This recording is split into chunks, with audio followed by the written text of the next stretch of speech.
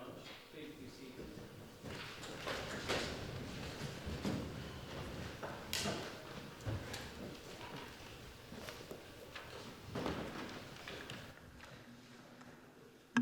I have a sad bit of news to begin with, which is the death last month of former councillor Margaret Godden, and she was both a city and a county councillor. And I'm going to invite, and I believe it's Councillor Goddard, Steve Goddard, who knew her, who's going to say a few words in her memory. After that, we will have a minute's silence when I think we should also remember the many tens of thousands of victims of the recent earthquake. So anyhow, over to you, Steve. That's great. Thanks, my Lord Mayor. Colleagues, I last saw Margaret Godden in March last year. For the sake of full disclosure, I was actually collecting nomination signatures in Littlemore Village to enable my wife, Julia, to stand there in the local elections. And as colleagues will know, the accepted practice in such situations is you knock on the door. If the person's there, you chat for a couple of minutes, you get the signature, you move on because you're in a hurry.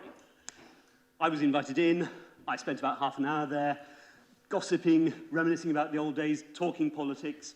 And I have to say that although Margaret was clearly very physically frail, she was absolutely sharp as a tack. And in that situation, I'm very, very pleased indeed that I allowed myself to be invited in and to spend that half hour. I first met her, I guess, in 1990, not very long after she was elected to the city. That feels like a long time ago. It feels as though it's probably before about half the people here were born, which is terrifying. I was new to political activism. Margaret was already a veteran of 2 general elections in Oxford. She'd been an active Liberal in Oxford, along with her husband Alex, since the 1970s at least, at a time when that was a deeply rare creature. And of course, she had already served on the county council for 1 term. She was, indeed, on this council for 1 term only. She won Central Ward in 1990 by 60 votes. She lost it in 1994 by 24. We knew how to do good close elections back in those days.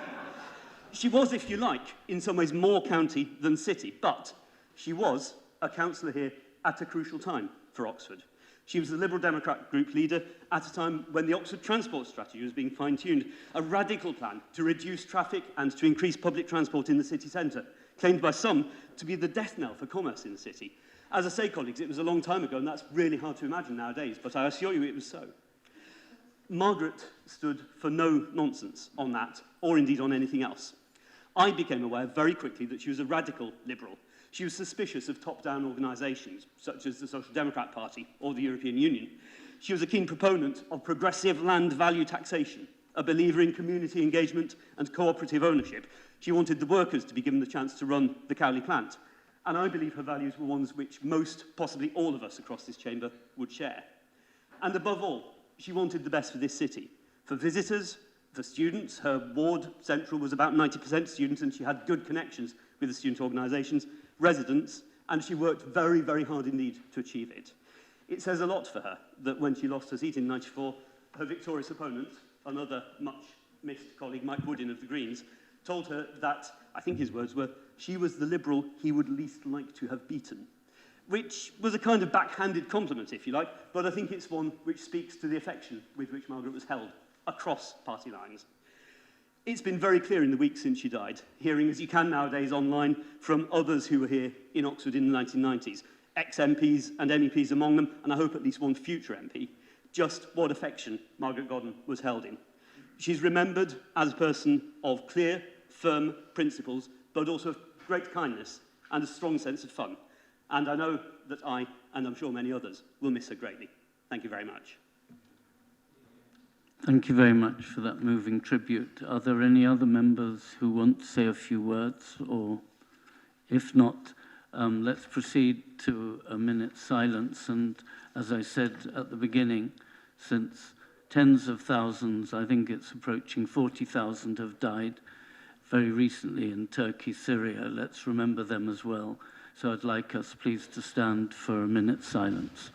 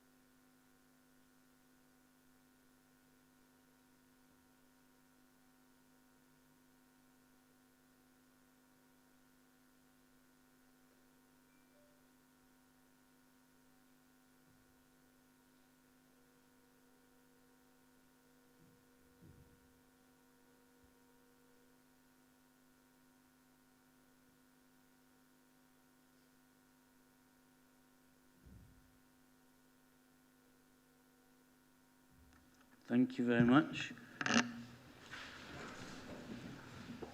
Well, welcome to the meeting. The few familiar reminders. Can you check that your phones are either switched off or on silent?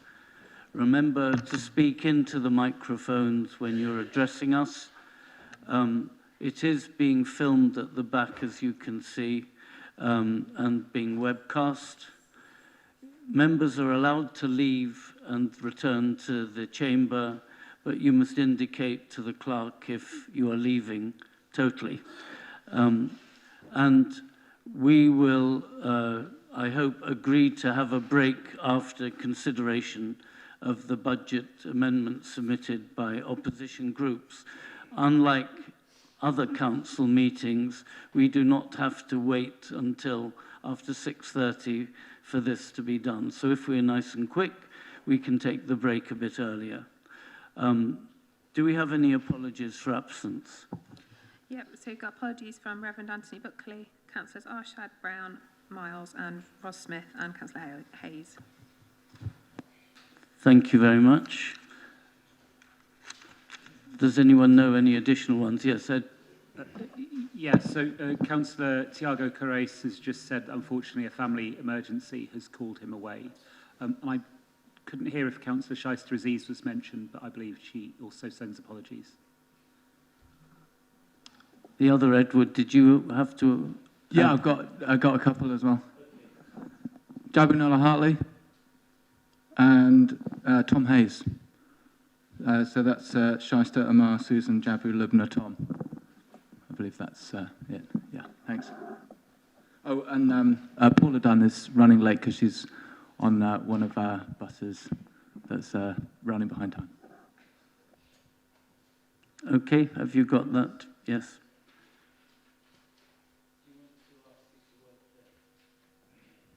Okay, all right, thanks a lot. Then we're coming to declarations of interest, and I think you will have noted that in the papers there are dispensations, including in relation to setting the council tax. I mean, there is a specific one, and I notice Saj Malik has indicated about licensing fees. So I hope you're aware of that. Yeah, I am a Hackney Carriage and Private Hire badge holder, so I'll take a legal advice. Do I need to sit and vote or do I need to leave the chamber? Thank you very much. Are there any other people affected by the licensing item? Otherwise, are there any other declarations of interest?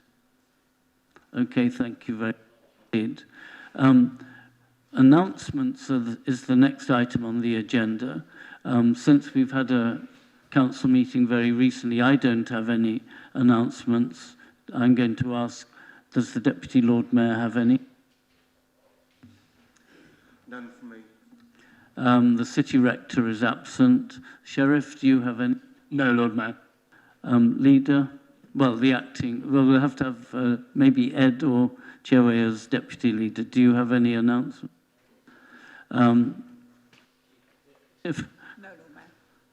Chief Finance Officer, he's saving his vocal cords for later. Thank you. Monitoring. Thank you very much. So the procedure is set out in the papers. It's fairly complex as regards timing. I hope you've noted it well. We have basically 33 minutes in which to discuss each of the opposition group proposals, with fixed time for the various speakers. And after that, we will go and take a break and then continue with the meeting. So that is the procedure. I hope it's noted by general agreement. It is laid out in your budget papers. There is apparently one typo, which is item 8 in the agenda front sheet should say item 9, but I think the various typos are very minor. Are there any public addresses and questions? So we proceed then to the general purposes licensing. So this is the one where you must briefly exempt yourself. Thank you very much. Now, is this being proposed by Councillor Clarkson or Councillor Mundy? Who's going to propose this? So I'm the chair of the General Purposes Licensing Committee. So that would be me, yeah. So, And do we have a seconder? Thank you very much. Thanks very much. Indeed. Yeah, so you'll see at Appendix 1, we have the table of charges for Hackney carriage and private hire vehicles. This is the first increase we've seen for over 5 years in the charges, and is there to reflect the inflationary pressures and costs associated with taking these applications for taxi and private hire licenses. To take note of is the additional charge for processing IDs for right to work and DBS checks, which is run by Trust ID. You can see it's a relatively minor charge, as a new charge there. And we have also introduced a new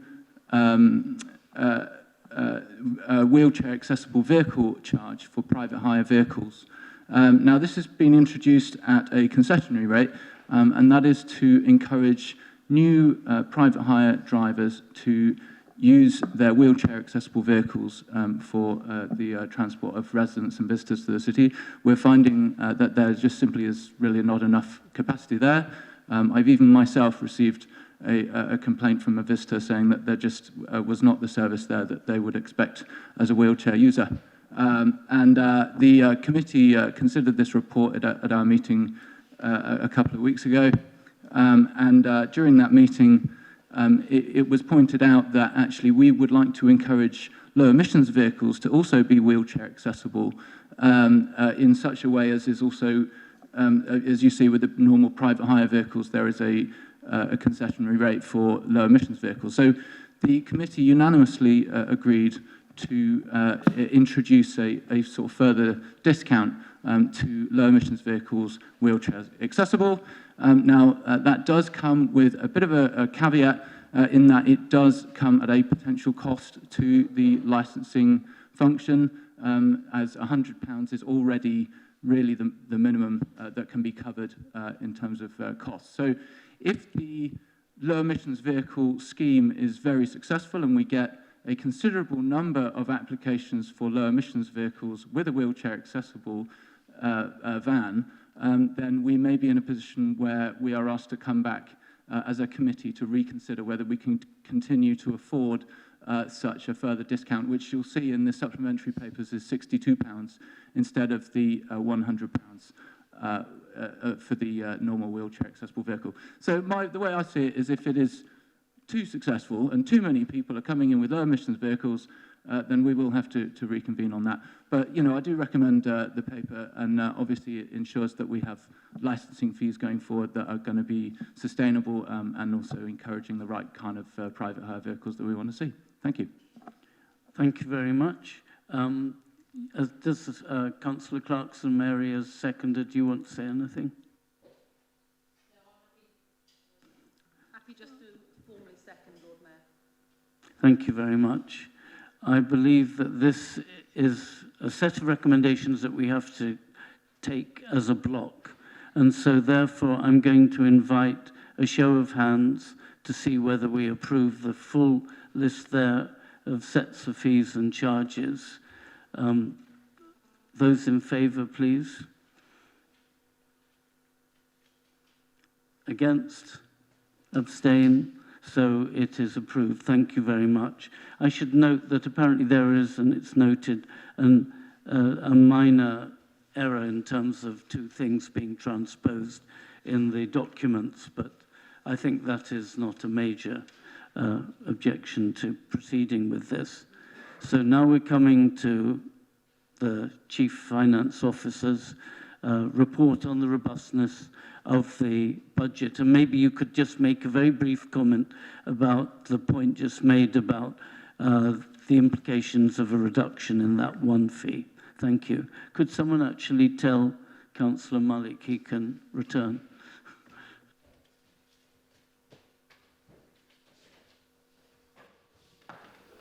Thanks, Chair. Just to start off, just in terms of that reduction fee, relatively small amount in the scheme of things that can be managed within the budget basically that you're about to debate. So just turning to the report that you have before you. This is my report as the Council Section 151 officer in accordance with Section 25 of the Local Government Act 2003. It looks at the robustness of estimates made in the calculation of the budget and also the adequacy of proposed financial reserves. Is that on? No? Can you hear me? Yeah? No. No? Sorry, is that on?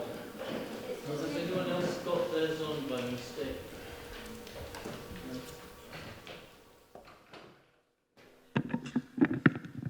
Is that better? Hey! Okay, great. Okay, so we're looking at the robustness of the estimates and also adequacy of reserves. And the Council, in considering its budgets, should have regard to this advice and financial position. So taking those in turn, the robustness of estimates, as in previous years, the estimates for income and expenditure for the 4-year period covering April 23 to March 27 have been scrutinised by not only the finance team that did the bulk of preparation, directors, chief executive, exec members, and also the scrutiny committee finance panel, which presented its findings and recommendations to Cabinet on the 8th of February. Supported by the scrutinisation, I do believe that the estimates are robust as we can make them, basically. However, the estimates in the budget are just that, actually. They're based on a set of factors existing at a point in time and the judgment of professional officers as to how some of these factors may change over time. There's still much uncertainty around key income streams such as commercial rent, car parking income and financial returns from our wholly owned companies. And although the government have confirmed the delay of the fair funding review and business rates reset by another year to 25-26, the outlook after that still remains uncertain. This uncertainty plays into the assessment of the adequacy of reserves. There's no scientific calculation as to what level of reserves is adequate. I'm often asked that question, basically, but that is the answer I give, actually. CIPFA, the local government accounting body, do produce some information which shows wide variation in different local authorities on the amount of reserves held, but in reality, the amount required is a matter of risk-assessed judgment depending on the risk profile of the individual authority. The Oxford model is inherently risky, relying on income streams to maintain services, and these risks were all too apparent when COVID hit in 2020, with many of our income streams reducing significantly. It's nonetheless a model which has served this authority well over the years and will continue to do so. Whilst we all hope that we're coming out of the shadow of COVID, the financial markets remain volatile, with inflation still at record levels and bank base rates continuing to rise, and we still need to be cautious on the use of our reserves. We do have an unallocated general fund reserve of £3.6 million, and in addition to that, user earmark reserves, which will reduce from £26 million in 2022 to around £14 million in 2024, as we use these reserves to provide financing for our capital programme or support the annual deficits in the medium-term financial plan. Whilst I would guard against any substantial further draw on these reserves over the life of the MTFP, I do feel at this point in time the reserves are currently adequate to protect the Council's financial position over the next 4-year period. Thank you very much. Thank you very much indeed. I think at this point, because we're about to come on afterwards to the actual presentation of the formal budget, we have to note this report, and I think I'm asking the Council to indicate that they give it its approval. So can you indicate, please? You're noting the report. Thank you very much indeed. This is background to the budget that will be discussed. So the next item actually is my brief moment in the spotlight. I wanted to say, as chair of the Budget Review Group, that I was delighted that all but one of our recommendations has been accepted, and the one that wasn't was a minor point about parking charges at Florence Park for the clinic there. I will invite Councillor Turner, maybe, if he wants to add anything in response. To emphasise my sincere thanks to the panel for their work, but the rest of it is there in black and white for everyone to read. Are there any questions about the report of the Budget Review Group? I must thank, as always, councillors who gave a lot of time. It's a very busy time while we do this, and people like Nigel Kennedy give up much of their January to go through the budget and respond. So other than that, I'd like to say thank you very much, and I see no questions, so we can now proceed to the budget. And I remind you again that there are rules in the Constitution for the amount of time that this item can take, and then the proposals from the two opposition groups. But I'm going to invite Councillor Turner to introduce. By the way, do we have a seconder? Councillor Munkonge, thank you. Yeah, fingers crossed. Thanks very much indeed, Lord Mayor. Fellow councillors, it was good to be back here last year, back in our council chamber, to discuss the budget. Well, I think we did so in a very sombre mood, reflecting on the lives that have been lost in the COVID pandemic, and of course the impacts that it had on so many in our city. I had some sense back then of optimism that the following year would be one of promise, but sadly things haven't turned out that way. We've seen double-digit inflation arrive, which puts us as a city council under further pressure. Russia launched its war of aggression against Ukraine. Of course, we've also seen the appalling disasters in Turkey and Syria as well, just recently as well, Lord Mayor, and I'm glad you mentioned that just now. And here in the United Kingdom, we witnessed the most extraordinary episode of political ineptness, with economic policy seemingly decided by the alt-right Twitter sphere, and the rest of us left to pay the price, with soaring interest rates, as well as a further unnecessary rise in inflation. In this context, we rely on the advice and wisdom of our officers, and yet again, let me pay tribute to our finance team, who've done an outstanding job on the technical work underpinning this budget. I'd also like to extend our thanks to the wider corporate leadership of our council. Officers are politically neutral, but their commitment to making Oxford a fairer, more equal place to live is second to none. We have a superb council workforce here in Oxford too, at the council and in Oxford Direct Services, and so often our staff go the extra mile for our communities. Obviously, we're midway through a local pay deal and are pleased to have positive relations with our two trade unions, Unite and Unison, but we quite properly have made an additional cost of living payment to our staff, and we need to keep the cost of living pressures for them under review and do what we can to assist. Finally, I'd like to thank the Budget Scrutiny Review Group for its excellent and positive work reviewing our proposals, and I'd also thank my group, the Labour Group, for the comradely and supportive way in which we've assembled our proposals. I dare say, Lord Mayor, there will be some disagreement today, and the structure of our meeting tends to lend itself to a focus on sometimes slightly confected argument. But I think when the fact that one opposition amendment changes around 1% of our net budget plans, the other substantially less, and both actually leave council housing untouched, suggests that probably there is a measure of agreement around this chamber and, whisper it, even support for what we in this Labour administration are trying to achieve.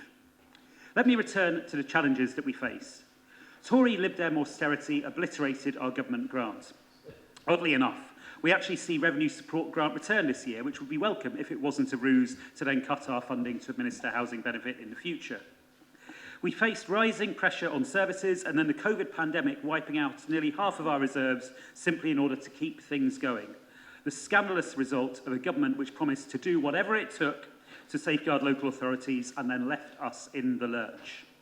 We saw Tory party internal games lead us to Brexit, with all of the damage that continues to cause, and now we face double-digit inflation. This plays out in vastly increased utility costs for the council, as well as families, of course, plunged into financial hardship, rising costs for anything to do with building, whether building anew or building maintenance and repair, and likely pressure on wages just to enable our staff to handle these pressures. So we approach this budget in the eye of the storm, a storm which owes much to dreadful political choices from the Tories, something to ill fortune, and absolutely nothing to our council or people in our city. Indeed, without people's proud efforts in developing a COVID vaccine, indeed coming together to help each other, things would be so much worse.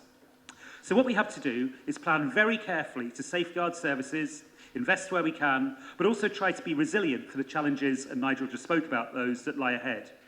Let me give you just one example. Recklessly, the government has excluded leisure centres and swimming pools from its reduced energy support package. It wouldn't surprise any of us, I think, if this led to an adverse effect on our budget, and we need to be ready for that eventuality. But now let's focus on what we can do and on the proposals in our budget. At its heart, we stand by and develop the Oxford model. We bring in income from our historic commercial property portfolio, our car parks, but also our partnerships and our companies. Let's not underestimate what they offer us. We're looking at over £30 million in dividends alone, plus net interest gains from our wholly owned housing company, which trades as OX Place. But it will also lead to a step change in the provision of new affordable housing. We're also looking at regular and increasing dividends from Oxford Direct Services. And if I can mention just one thing, which I think says something about how, in spite of being managed independently from the council, ODS still shares our values, it was the decision of the ODS senior leadership to hand over their cost of living payments to a local advice centre. What a kind and generous gesture that was. So our companies are, to use the ODS slogan, doing good. They're providing homes and services to people who need them, both local residents and other organisations, and we as a council gain as a result. We should also be aware that there have been occasions where councils of different political colours have attempted things which, on the surface, look similar, and things have gone badly off the rails. That's why it's essential we retain our financial resilience and resist the urge to whittle it down, why we need to pay careful heed to the advice of our statutory officers and need to work extra hard to monitor and support the performance of our companies. So what are we doing in this budget? Lord Mayor, I think the scale is really quite remarkable. The cornerstone is the provision of new, genuinely affordable housing. We're looking at 942 new council homes over the next 4 years. I meet many families in desperate need of a council property. You don't forget moments like visiting the mother of a new baby in a shared house, a house shared, I say, with strangers, with dodgy electrics. You don't forget your kids telling you that their classmates can't concentrate because they share a room with 3 siblings and can't get to sleep. You don't forget someone asking how long he'll be sleeping in a van because he's got nowhere else to go. Make no mistake, every one of those 942 homes will transform a household's life and opportunities. And the scale of this programme, well over a 10% increase in the number of council homes in Oxford, is terrific. I have to say, Lord Mayor, at the last local elections, some householders decided to display some glossy placards saying, "Don't vote for Ed Turner," with some rubbish about how new council homes nearby would destroy a particular area of Oxford. Well, Lord Mayor, to be truthful, I'm still here, and I don't regret for a moment that with the funding in this budget, we are championing the cause of those in desperate housing need in our city, and will make a difference to thousands of lives as a result. Not only that, but this budget contains £1.7 million for organisations supporting the homeless, as well as over £8 million for energy improvements to council homes. We want everyone to have somewhere decent, warm and secure to live, and we won't rest until we've achieved that aim. Turning to other aspects of support for people at the sharp end, in this budget we continue our policy of providing full council tax support to people on low incomes. Not many councils do that these days, but we're proud to do so. The idea of sending demands for payment for relatively small amounts of money to people who can't afford to pay is anathema to us. On top of that, we are, in partnership with the County Council, creating a new hardship fund for those who, for whatever reason, fall outside the scope for council tax reduction, but for whom the bills would cause hardship. We're also planning to make additional one-off payments to households on low incomes using government funds and expand the amount of discretionary housing payments available to those to assist where housing benefit falls short of what they need to pay for their accommodation. We'll continue to fund our excellent advice centres and are looking at how we can do more. And believe me, Lord Mayor, those of us on this side of the chamber will be pressing very hard for a Labour government in the future that will then offer better, lasting support to all our communities, rather than offering to the electorate and indeed promoting the sort of man who lectures the poor on how they can be cooking meals for 30p. Let me just mention a few other aspects of our budget. We retain our commitment to our 19 community centres, with, of course, 2 new or rebuilds being part of our plans. They're thriving hubs of local activity, as I know from Rose Hill, and if you want to know what a truly warm welcome looks like, just drop by. We even extend our commitment to youth ambition in this budget, retaining the core funding and extending our funding in the housing revenue account. Under the Tories, county-provided youth services for all youngsters in Oxfordshire were brought to an end, but this council stepped up and has provided some excellent activities. As an aside, I'm really pleased to see as well that the County Council, since the Tories left office, has brought in some youth workers of its own too. We've got a fantastic programme of work to tackle our climate emergency, retrofitting council homes, leading the way on electric vehicles for the council, and indeed with the biggest charging hub in the country. We've got a new fund to support different leisure projects in different ways in Barton, Rose Hill and Wood Farm, responding positively to requests from those communities. We'll continue to provide free access to our leisure services for those in the homeless pathway.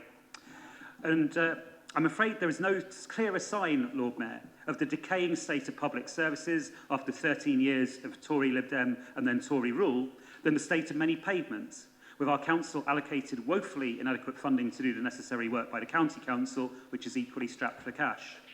Therefore, I'm very pleased that we're proposing a new one-off fund for pavement repairs. It won't solve all of the problem, but it will make a real difference. And Lord Mayor, there's a real investment in this budget too. When you look at our capital programme, it amounts to a remarkable £729 million over the next 4 years. Much of that relates to the development of affordable housing, but I'm glad it also supports the reopening of the Cowley branch line, another powerful move towards more sustainable transport in Oxford. It invests in the fabric of our covered market, which I see is already getting stronger with the excellent traders and market manager working in partnership. With the new master plan investment, the best is truly yet to come. We'll at long last see the reopening of the Gasworks pipe bridge. We intend repurposing some of our city centre property where it can be used better and develop a more secure income stream by seeing a change of use. And of course, our capital programme acts in tandem with our progressive procurement policies so that we buy things locally where we can. We support not-for-profit enterprises and SMEs where we can. We make sure that a decent wage is paid to those working on our projects. And we work with our suppliers to create apprenticeships and support our communities in other ways. When you take our capital programme and our procurement policies together, you see a model in how a local authority can use its big and small ticket spending not just to deliver its essential projects, but to make a real difference. This isn't all plain sailing. There are things in this budget I wish weren't there. We've made some changes which deliver big savings and which will be relatively painless. One which I'd highlight is the move out of St Aldate's Chambers, with use of more home working and filling spaces, some old and some recently rediscovered, in the town hall with our staff. I don't think I've ever known a move, let alone one of this scale, go so smoothly, and I'd like to thank everyone involved, whether in planning it or simply a staff member who's uncomplainingly got to grips with the new arrangement. I'm also rather pleased that we, so far as I know, are the first district council to give notice that we'll be charging double council tax on second homes as soon as we are able to. It's only fair that those who own a second home in the city pay something extra to give back. Similarly, we'll step up our charges on empty properties as soon as we legally can. Some will be less glad to witness our increase in some car park charges, though it should be noted that Park and Ride has become more affordable recently. Unfortunately, too, garden waste charges will have to increase, and of course, council taxes going up. The increase of 19p a week for a Band D property, well below the rate of inflation, seems to me a fair ask for a council which is going the extra mile to make our city, all of our city, one in which people can afford to live, one which looks after those who face extra challenges, and one which, with its community centres, its leisure centres, its grants for voluntary and community groups, and its youth ambition programme, will carry on and develop services which elsewhere in the country have long been axed. So, Lord Mayor, let me draw this to a close. As councillors, we get invited to a good many meetings. One of the questions I sometimes ask myself is, will my presence at the meeting actually make a difference? Well, by turning up at this one and voting for the administration's budget, you'll be supporting the development of hundreds of new council homes, transforming lives in the process. You'll be agreeing continued council tax reduction for those on low incomes and new support for those struggling to pay. You'll be funding community centres, advice centres, youth workers. You'll be playing your part in tackling the climate emergency. You'll be part of a progressive council doing its best in spite of the efforts of a callous and inept government to pull the rug from under our feet. I therefore move the budget and would like to ask for your support.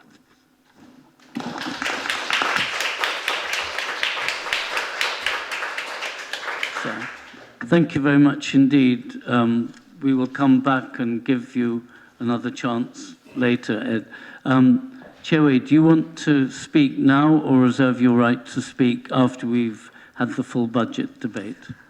I'll reserve my right to speak. Thank you very much. So we now turn to the Liberal Democrat budget amendment. You may have noted there is a time limit for this entire item of maximum of 33 minutes. And this all affects how much time we take now, will affect how much is left for the budget debate at the end. But over to you. And I believe you are proposing and Lawrence Fairweather is seconding. Yes? Thank you. Thank you very much, Lord Mayor. As a preface, let me second Councillor Turner's thanks to particularly to Nigel Kennedy, but also to all the officers who've been involved in providing estimates and advice and helping develop the main budget and also to develop this and other amendments. Your efforts are tremendously appreciated. Thank you. So, these are highly unusual circumstances. Recovery from a 2-year pandemic has combined with the fallout from Russia's invasion of Ukraine to yield a cost of living crisis that has not been seen in decades. Our budget amendment seeks to take a mix of one-off and ongoing savings to provide short-term assistance to people in financial difficulty, as well as charting a long-term path to prosperity. We propose 4 ways to raise funds. First, we restore savings relating to archival and communications roles that were in the budget for consultation, but which the administration has since removed. We believe the Council's functioning will not be significantly impeded, or else they would not have made it to that stage to begin with, and while any role losses are regrettable, the funds thus saved will be directed to people in acute need. Second, we restore the ward members' budget level agreed in last year's budget, foregoing the administration's proposed 1-year rise. We note that individual members often underspend the budget, which is understandable due to the work required to identify opportunities to use it, and we believe that pooling it in a centralised hardship fund will make more effective use of the same money. Third, we save on electoral services and members' allowances by adopting quadrennial elections and a single deputy leader rather than the administration's current 2 deputies, in common with many other local authorities. Finally, we propose a one-off sale of artworks from the Town Hall's collection that we do not believe represent either Oxford's past or the future to which it aspires, and therefore are better shown elsewhere. These are Salome with the Head of John the Baptist, The Rape of the Sabines, and a hunting trophy presented by James Morales. Can you just stop 1 second? Can we sort out the background noise? How about this one? That seems to be better, right. These are Salome with the Head of John the Baptist, The Rape of the Sabines, and a hunting trophy that was presented to James Morrell by the Berkshire Hunt, which depicts a man holding a fox over hounds. The 3 works have a collective market value of £284,000, with the one-off yield to be directed to bolstering extraordinary hardship funds, as I'm sure are going to be necessary considering the cost of living crisis with which we are confronted. By selecting these particular pieces for sale to other galleries or collectors, the City Council can lean its public displays towards pieces that represent Oxford's heritage and values and away from depictions of past brutality that bear no particular relation to our city. So, how will we use the money raised this way? Firstly, and most importantly, we propose the creation, the bolstering of hardship funds, empowered to make extraordinary grants to people in financial difficulty. We face a cost of living crisis brought about by a mixture of Brexit fallout, the lasting effects of the pandemic, and the shorter-term energy crisis that has been caused by Russian aggression, and by providing £100,000 supplementary fund for each of the next 2 years, we aim to bolster the city's existing funds for people in financial difficulty and help as many people as possible to feel secure in their everyday needs. A note of credit where it's due here, by the way, to our Green colleagues who have made similar proposals in past budgets, imitation and flattery and so on. Secondly, We propose to restore the £45,000 per year Advice Development Fund that was cut in the previous year's budget. The cost of living crisis means that our advice services need all of the funding they can get to help people in financial difficulty find and use the various national and local aid available, including to engage with and access the hardship funds just discussed. In retrospect, and let's be fair, nobody could reasonably have anticipated this, in retrospect, February 2022 was the worst possible time for the administration to cut that funding pool, since the war in Ukraine was launched just 8 days after that budget was set, and chaos in the energy market set in shortly thereafter. It is therefore time to reverse that cut and restore advice funding to its prior state. Thirdly, we propose to restore the £25,000 a year grant to Experience Oxfordshire that was recently eliminated.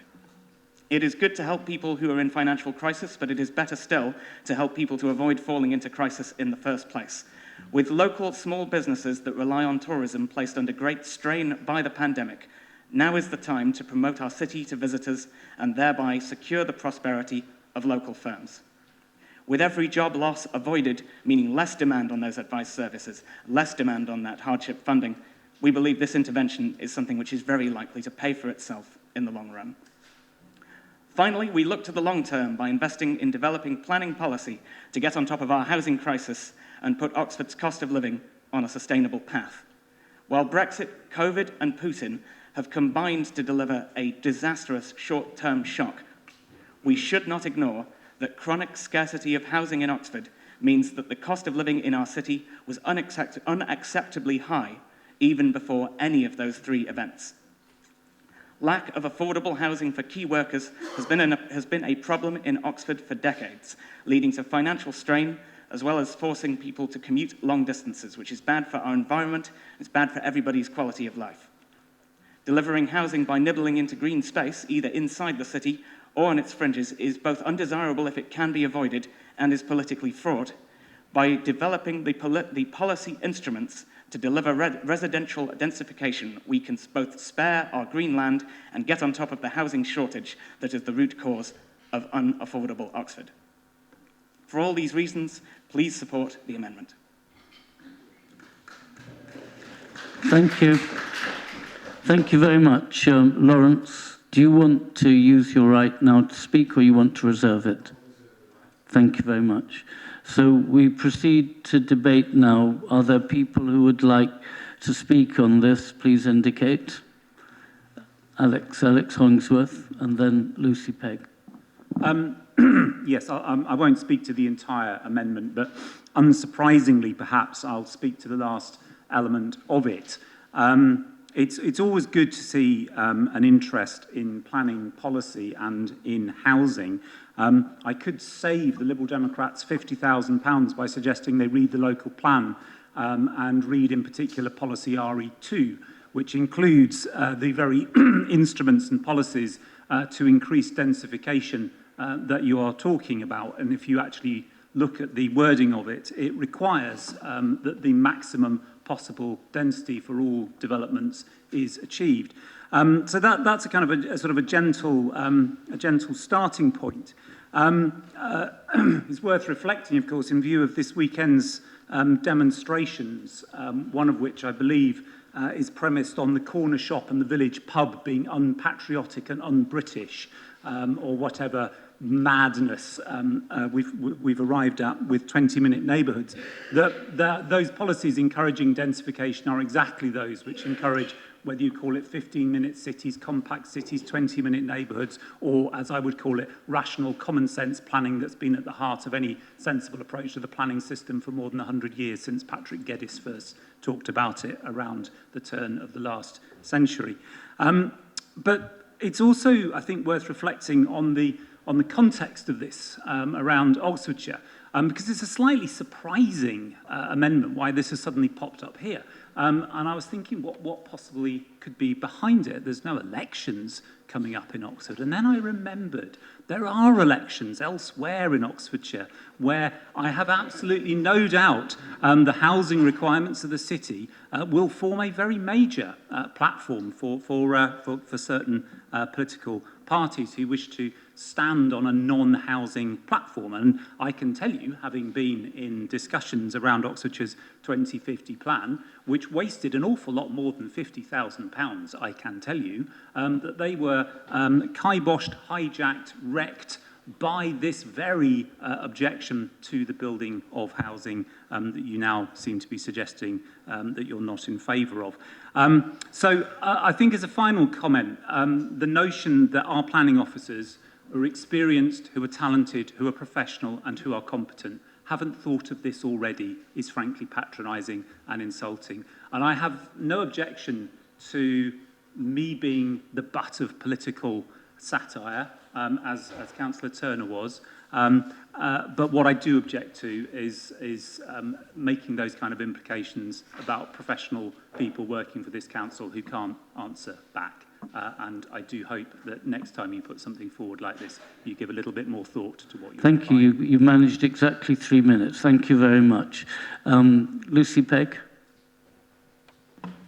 I'm hoping I'll manage to be less than 3 minutes. First of all, I think much that's in the Lib Dem amendment is really positive, and I think it makes many changes that in the Green Group we would welcome.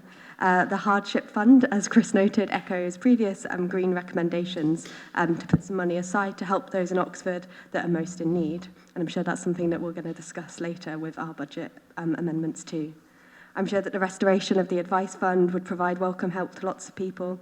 And the removal of the second deputy leader salary is something which we also fed into the recent consultation on members' allowances.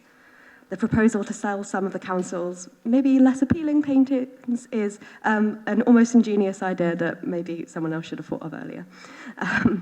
But the decision to save money by moving to quadrennial elections is a decision that I just don't think should be made through a line in a budget amendment. If we want to have a discussion about how democracy works in Oxford, we should do that with all of the residents of Oxford, with careful consideration of the options and their impacts and what we want it to look like in our city.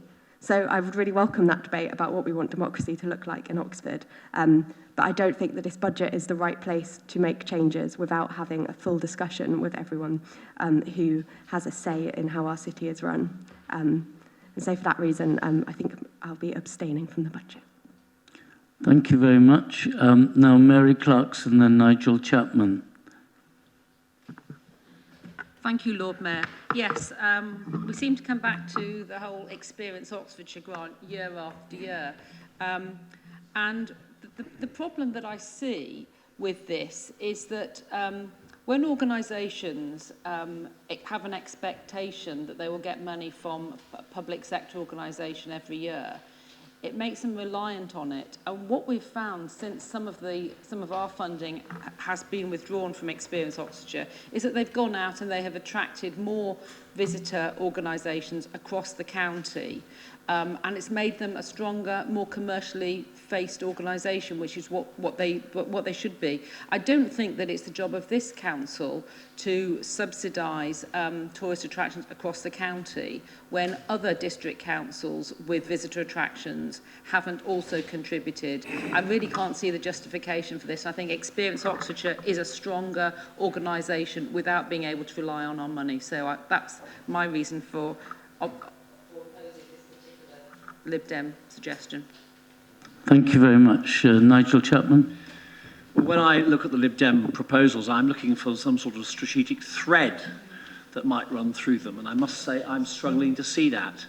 What I see is sort of rag bag of proposals, and maybe I should do your work for you, because one of the threads that runs through it is sort of anti-democracy. First of all, you want to reduce elections, you want to ensure that the public is less well communicated with, and you then want to rather peremptorily sell artworks. I have no particular view about the merits of those artworks, but there's been no consultation with the people who actually own the artworks. We own it on behalf of the people of Oxford. And you come along here and just decide there and then, on the whim, on the spur, to sell them off. It doesn't seem to be very democratic or accountable to me. The second point I'd make is I would have more time for your concern about hardship if all the money you were putting it in it, but you're not. You're spreading it out like jam across a number of different causes. And that money of £100,000 is a tiny drop in the ocean when you compare it to the money this council is already putting into fighting poverty in this city. I mean, the council tax reduction scheme is £1 million plus scheme, not £100,000. Discretionary council tax relief is enormous. The extra hardship funds we're going to work with the county on is significant. The amount of labour, time, energy and money our staff are putting in to disperse grants from central government makes £100,000 look like a piece of nothing. So really, you've got to put that in the context of what we're already doing. And I make two other points. We are supporting many, many poor people in this city with access to leisure, with access to youth opportunities, with access to being fitter and more healthy. We continue to support advice centres, and therefore when you round all this up, to sort of say to us by this amendment, you don't take hardship seriously in the city, oh, come off it. We're doing an awful lot to combat hardship. We're doing lots of things which most other councils are not doing, and therefore I really struggle to A, see a defining thread behind these proposals, and B, that frankly they would make very much difference. Thank you very much. Cherry Munkonge indicated, and we'll soon be coming to the point where we have to run out. I'll take Saj Malik then, and then Andrew Gant. Thank you, Lord Mayor. Just as Nigel was saying, I'm also struggling to understand the Lib Dem amendment here, and in particular on the abolishment of the deputy leader. I won't comment on this one, but I'll just refer for them to read agenda number 13. That's the report of the independent nomination panel. I think you see in there what the independent panel has recommended. Thank you. Thank you very much. Saj. Thank you very much, Lord Mayor. I'm pretty disappointed the way this amendment comes every year, and I think that reflects the number Liberal Democrats have at this chamber, because end of the day, the number you have, you are the proper opposition. You should do more hard work. It's finding me laziness, because what actually happens is provide to give an alternative budget. Tell the city what else different you can do than the administration. You just come along. This is the only one thing I heard, always of the deputy leader, have not 2-1. Well, I'll have my own say on later on what do I think when the main budget will be debated.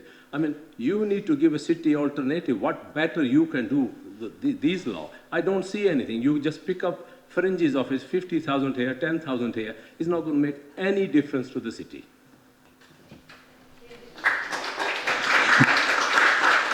Thank you very much. Andrew Gant. Thank you, Lord Mayor. You don't need to have a consultation to decide that you don't think something is worth keeping in a basement. You decide whether you think it's a good idea or not.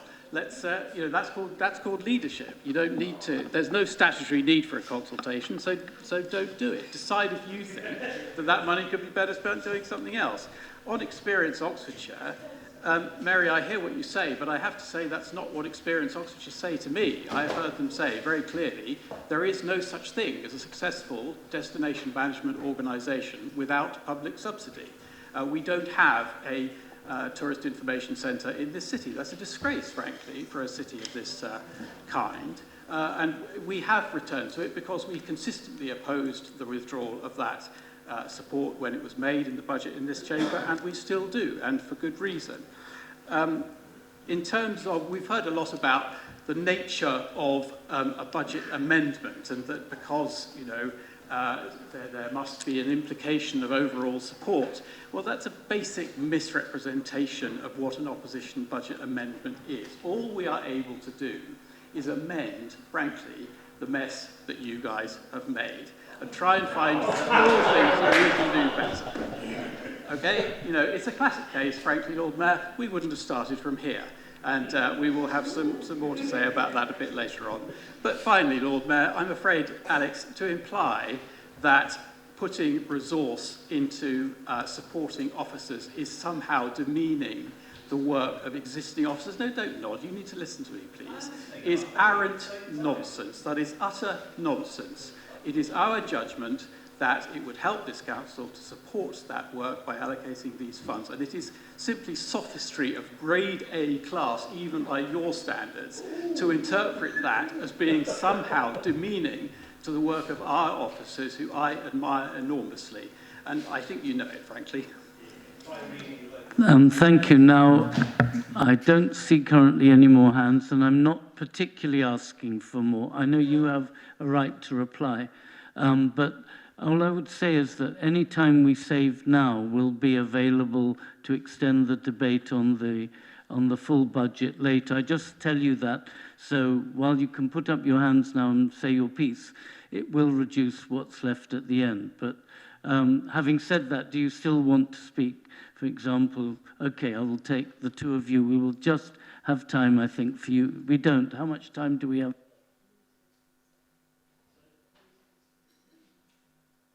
Apparently we don't have time. So what I would ask is then, you have the right to speak as the second. Thank you, Lord Mayor. I'm going to talk mainly about this proposed sale of the artworks. This council's running short of cash. At the same time, the cost of living crisis is thrusting many of our fellow residents into tremendous hardship and deepening poverty. We all have a responsibility to help our residents where we can with the limited resources and assets we have as a city council. This proposed one-off sale of select artworks from the city's collection would help alleviate the dire plight of some of our most deprived residents. The artworks could be converted into cash, which can be earmarked for and drawn on to support those residents most in need. Of the sculpture and two paintings suggested for sale, one is not even on public display. We would like to sell them because they're primarily of no practical value to the city and do not have a clear link to Oxford. Put simply, these artworks depict both animal cruelty and gender-based violence. Indeed, the sculpture displays an activity which is now illegal. Are these items we wish to treasure? There is a place for them, perhaps, in art galleries or museums, but they're not appropriate for the City Council, a public body that is progressive and wants to lead by example. These works could be considered to symbolise a city that is backwards-looking and stuck in the past. What would you replace them with, you may well ask? Instead of having artworks that have no relevance to the Oxford of today, we could display items by local artists or Oxford-related items loaned from other collections in the city. Thanks to campaigning by my colleague Catherine Miles, we as a City Council have already reached consensus on the need to rebalance the lack of diversity in representation in the artwork in the Town Hall, which is following in the footsteps of other councils. I am pleased that the Labour administration proposal for a public consultation accepts our suggestions for the artwork and welcome that it will be happening, if not necessarily today. So, as we all vote on this amendment, consider what are the values we want to uphold, which is of greater value, supporting the dignity of our residents and alleviating their hardship, or possessing outdated material culture. Thank you very much. I now give Councillor Turner a right of reply, and then we return to Councillor Smoten. Thanks so much, Lord Mayor. So, I mean, a few things. There were a few quite remarkable contributions in that. Having listened to Liberal Democrats over the years opine a lot, sometimes rightly, sometimes less so, about the need for consultation, to hear Councillor Gant say, there's no statutory need for a consultation, so don't do it, is interesting, to say the least, somewhat at odds. I mean, if we extend that perhaps to the elections they're proposing to get rid of, I suppose there's no statutory need for an election, so don't bother, will be the next thing. Not, Lord Mayor, our approach. And I have to say, if I reflect on the work which colleagues around the chamber have done, officers and members, by the way, and across different political groups as well, to see a council which has come through austerity, more of which in a second, COVID, now faces double-digit inflation, and has basically managed to preserve its frontline services, and to hear that described by Andrew Gant as a mess, I think is pretty insulting, Lord Mayor. I really do. And I wonder, the interest in hardship funding, which didn't seem to extend to having read paragraphs 11 to 14 of the budget report, where we set out substantial new hardship funding, which we are making available. I wonder where that comes from. Because I think about some of the sources of hardship in Oxford. I think about the bedroom tax, which was brought to us by the Tory Lib Dem government. That was brought to us then. I think about the freezing of local housing allowance rates under George Osborne with his Liberal Democrat partners. Dali Alexander, remember, now working for the Chinese bank, if I remember rightly. We think about the localisation of housing, of council tax benefit, so that people had to, most places, not in Oxford, thankfully, to pay themselves. We think about the ending of the social fund. That happened under the Liberal Democrats. And yet here they come along this afternoon, Lord Mayor, to tell us about how they want to end hardship. Well, a little bit more critical reflection on their history would be welcome. A couple of bits on some of the substantive proposals here. On the paintings, we ought to have it fine. Very happy to have a conversation. I understand that has started with the working group, which has been referred to in this debate. Shame, we're not going to consider its report because we're not going to do the consultation. We're just going to sell them. I hope consideration's been given to the terms on which the paintings may have been given to the city, whether there's any legal obstacles. I'm sure in a note to follow we'll hear about the legal advice that's been sought. I'm sure we'll also hear about the listed building advice which has been sought on this in relation to their display. Not to every of us so far, but who would worry about it? Because the truth is, Lord Mayor, this is a typical minimal opposition party amendment.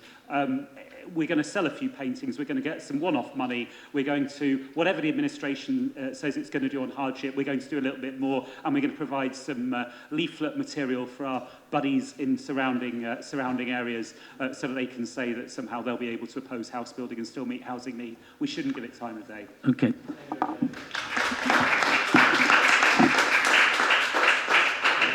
Chris Merton. Thank you, Lord Mayor. Right, a few things to pick up. Policy RE2, I certainly have read it. Read Local Plans 2036 and 40 from cover to cover, which was tiring, so thank you. Policy RE2, it is used today concerning new development. The thing that is rare in our city is to see redevelopment where there is not common ownership. The thing that we are driving at here is the development of the density of the city to match what is typical for our European neighbours. That's a thing that we never see British cities do, and that's why we think money should be poured into that policy development, because that is honestly a really unusual thing for a British city to do. Somebody would have to lead the way doing that, in figuring out how our cities become modern cities of that European character. And that is why that is a significant project. It's a project which requires work, and work requires money. This language about patronising officers, your words, not mine. I won't have them stuffed into my mouth. All I'm proposing to do here is to provide money to do work, because it is a serious body of work to develop seriously new ground in the development of our city. Moving on, Nigel Chapman had a few points to respond to. He accuses us of spreading out the money from the art sales across topics. So those topics were funding for hardship, funding for advice centres, funding for local businesses, and developing a path to getting on top of our housing crisis. I'd like to hear which one of those four things he opposes. Second, he accuses us of not taking hardship seriously. I think that's a ridiculous claim. I think our city has a proud history of taking hardship very seriously. I think all political parties agree about that, and I think people receiving that desperately needed money would not object to additions at the margin. Criticise them as small if you like, but I don't think anybody would want you to throw even a 1%, even a 2% addition back in somebody's face because it wasn't big enough. Finally, you say it's a rag bag. You say you couldn't see the thread. I'm happy to help. Hardship funding to address the cost of living crisis. Backing our advice services because their need is exacerbated by the cost of living crisis. Backing our local businesses because they're put into dire straits due to the cost of living crisis. Is it starting to sink in?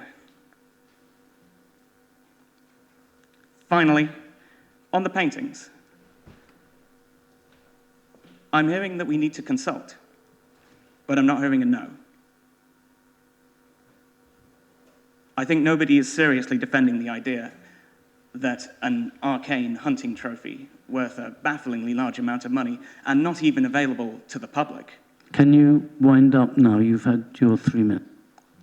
I don't think any of us would defend that that is a good use of the council's money and that using it to help people would be a better use of that money. Doesn't have to be today, fair enough if it's not today. But I look forward to seeing that working group make rapid progress on that, and I look forward to seeing them use that money to the betterment of the city. Thank you. Thank you. We now proceed to an ordinary vote. With those in favour of the amended Liberal Democrat budget, please indicate. Those against? Those abstaining? Is rejected, so we now proceed to the Green Group budget amendment, which I know Chris Jarvis is going to propose. I believe, Emily Kerr, you are going to second. Thank you very much. Thank you, Lord Mayor. And just to start, hopefully, as someone who has no interest in art whatsoever, that's the end of the conversations about the merit, value, or indeed morality of paintings for the evening. So I'd just like to start by thanking, as others have done, the finance team and all other officers who've been involved in the process of developing the budget this year. As others have acknowledged, it's widely understood that the economic context this council finds itself in is incredibly challenging. The aftermath of COVID-19, the energy crisis, and Russia's invasions of Ukraine have all created conditions which have put huge pressure on all councils, including indeed this one. And while that's undoubtedly true, it's also true that decisions of the Westminster government have exacerbated every single one of these pressures. With over a decade of austerity, the continued failure to invest in local government, and a lack of willingness to tackle spiralling energy costs, all leaving councils in a dire situation. And until we have proper funding for local government and greater freedom to raise income locally, we will continue in this chamber to be hampered from setting the kinds of budgets that I'm sure all of us would want to see. But while this council has faced these challenges, the challenges the residents of our city face are far greater. And that is why our budget amendment seeks to harness what power we do have to mitigate the worst effects of the cost of living crisis. And our amendment also recognises that the climate emergency is becoming ever more urgent and pressing, and that this council can and should go further in taking action to address it. So the Green Amendment would invest in measures which would increase the income of the council, enabling us to invest in projects which address the cost of living and climate crises. Our budget amendment would invest in additional capacity for commercial property debt collection, an investor-save measure designed to reduce the provision in the council currently has for bad debt from its commercial property portfolio, and we believe the estimates of debt recovery made in this to be conservative. Our amendment would also reorient a portion of the capital project away from regeneration investment and instead into renewable energy to support the council's commitments to addressing the climate emergency and generating a modest financial return to the council in years 3 and 4 of the MTFP. And it should be noted that the investment our amendment would remove currently has no projected income within the MTFP. This is loaded at the back end of the plan in order to enable sufficient time to identify suitable projects and to lower the risk in the overall amendment. Our group has long made the case that the council should be reorienting its investments away from commercial property and towards more socially useful and financially viable investments. Our amendment would also utilise a small portion of the unforeseen windfall generated by the deferral of central government policies in order to finance one-off spending to alleviate hardship in our city, which I know we've already discussed at length and we'll be spending a lot more time this evening discussing. Just wanted to note that, of course, while this amendment would see an additional draw on reserves, the amendment would see more funds returned to reserves than was in the administration's initial consultation budget. And the hardship fund would be a substantial contribution to alleviating the worst effects of the cost of living crisis on Oxford residents, supporting what is already in place and creating a centrally held discretionary fund which can be distributed to service areas as needed. In addition to these items, our amendment would create new officer capacity for social prescribing, enabling a dedicated officer to be based in community centres across the city, connecting residents to pre-existing activities and services which they may otherwise not be aware of. It would utilise the saving from the scrapping of recycling banks to invest in wider work on developing Oxford's circular economy. It will provide a publicity budget for small and independent businesses in non-city centre commercial zones to support initiatives already being done in communities across the city, such as Magdalen Road Village, that lack support and funding. It would reduce the concessionary rate for garden waste bins to the level this fee was at before last year's budget, and it would create a fund and officer capacity for the development of pocket parks in underutilised spaces across the city. Now, taken together, these changes would have a significant impact on people across the city. They would help in a small way to alleviate the cost of living crisis. They would provide support for small business at a time of significant uncertainty, and they would help to improve the public realm, providing more green space and areas for people to meet and enjoy the city without being required to spend money. All of this, of course, while going further to meet our council's obligations to address the climate emergency. So while we recognise the significant pressures the council is currently under, we believe that overall these measures would be an improvement to the budget and an improvement for our city, so I would urge members to support this amendment. Thank you very much. Councillor Emily Carr, do you want to speak now or reserve your right to speak? I'll speak now, please. Cool. So Chris, as proposer, has already highlighted in his speech the two key budget amendments the Greens would like to propose. First, the creation of the Temporary Hardship Fund to divert money where it matters most during this Tory-created cost of poor policy crisis. And second, moving more of the council's money to investing in the fast-growing renewable energy sector and away from the uncertainties of commercial property. And so, whilst I agree with and support these two key amendments, I, as seconder, am going to highlight two of our innovation ideas. First, I'd like to underscore the importance of the circular economy to the future of Oxford and the planet. The existing budget looks to save 27 grand from decommissioning bottle banks, and the Green Party's proposal is to reinvest this in wider work on Oxford's circular economy. The circular economy operates across many sectors, from bottle banks to car sharing. But as many of you know, I used to run fashion at eBay UK, and so circular clothing is a particular interest of mine. So this is an example I'm going to use to illustrate where we could perhaps do things better as a city. So we know that the best thing to do for unwanted clothes is to resell or donate, but some need to be recycled. Currently in the UK, 30% of our unwanted clothes go to landfill, with just 10% being recycled.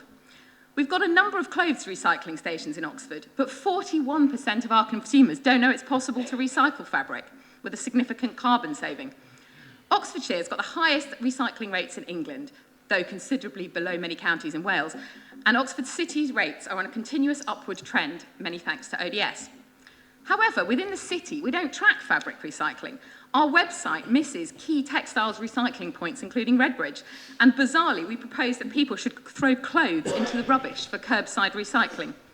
So this is just one example of the kind of area we should be investing our circular economy savings into. There may be others. Secondly, I'd like to move from the global business of textiles recycling to the local businesses we rely on to support our communities. As has already been highlighted, much has been made recently of the concept of having local businesses within walking distance, and I'm sure we've all seen the value that local businesses can bring and how their absences are felt within a community when they close down. We've got two proposals, therefore, which support these local businesses and easier, more walkable local communities. We'd like to propose a publicity budget for small and independent businesses in non-city centre locations, supporting work which is already being done in communities across the city. There could be flexibility in the budget for business owners to test and learn what works for them, but we think investment in this area will pay dividends to communities across the city. We'd also like to create a fund and officer capacity to develop micro-parks in underutilised spaces across the city, not just in the city centre, as per the City Centre Action Plan, in order to encourage people to spend more time in their local communities and provide seating and nice spaces for those who struggle to walk far. We believe these budget amendments... Can you pull it together? 2 minutes, 2 seconds. Like others, will help in making Oxford the fairer, greener city we'd all like it to be. Thank you. Thank you very much. Now we can proceed to debate. Would anyone like to speak? I recognise Councillor Smoten. Okay, would you like to speak? Thank you, Lord Mayor. There are things that I would change about this amendment. I'd rather generate a new windfall from unused assets than use that which is coming fortuitously our way from central government. Solar investment is all very well and good, although considering the council's existing exposure in Ray Valley and very, very large private sector plans across the county, then the idea might have run its course. Nonetheless, nothing should obscure that the heart and soul of this amendment is aimed at alleviating the financial distress of people whose lives have been upended by extraordinary events. Therefore, my group will be backing this amendment, and I don't take the abstention personally at all, and I urge all councillors to do likewise. Thank you. Thank you very much. Anybody else like to speak before I give Councillor Ed Turner the right to reply? Oh, yes. Anna.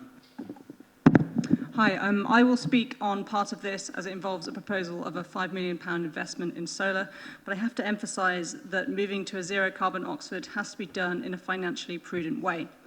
If we do not, we open ourselves up to having to cut services in the future and possibly officer jobs. The city will not thank us if we rush into such an investment, as other councils have done recently, if we later have to close leisure centres and sell off assets because we cannot afford to run them, as has also happened nationally. It is also good and proper to support unions as you do, but you cannot do that while not also safeguarding the jobs and livelihoods that you are directly responsible for, and this ultimately is the bottom line with an amendment like this. I would also like to highlight that we can support solar and community-owned energy without the direct investment you're suggesting, such as supporting local energy planning via the PASCO workstream to identify where large-scale solar is best developed, appraising all city council land for suitability for renewables, as we are doing, as well as biodiversity net gain, EV charging infrastructure, and of course housing, looking into additional PV on Barton and Ferry leisure centres, as we're doing, and seeking to streamline retrofit for residents, including PVs and arguably the more important fabric first improvements. And finally, starting and successfully leading ZCOP to bring together and leverage the considerable knowledge in Oxford for moving towards a net zero council by 2030 and a net zero city by 2040. In conclusion, I approve of the direction of this part of the amendment. We have a moral imperative to the people of Oxford to do these things in a financially prudent and considered way. Thank you very much. Saj Malik, and then Mike Rowley, and then Alex Hollingsworth, if we have time. Thank you, Lord Mayor. I just want to make comments on two things, cloth recycling and the creating a seating area for the people. For the information side, cloth recycling, the two mosques got cloth banks either way, so people know where to go and put the clothes in, one on a Stanley Road and one on a Munzel Way. And last time I saw there is also a clothing bank, corner of Saunders Road in my ward. All we got to do is, I think, if you want to highlight this, you put in your newsletter and the residents will know, so you can highlight that. I don't see any having a special budget for that. You got to be, as much as idea can look very attractive and finding a seating area in public spaces, but you equally have to be approached with very caution, because not creating antisocial behavior scheme, because when the people go to bed, and if a couple of lads turn up with a couple of crates of beer and sit down all day long and the police hasn't got time, then you've got to be very careful. So maybe sometimes these ideas looks very good on the paper. Practically, you have to really approach with a very cautious. So that's all I wanted to say. Thank you. Thank you very much. Mike Rowley.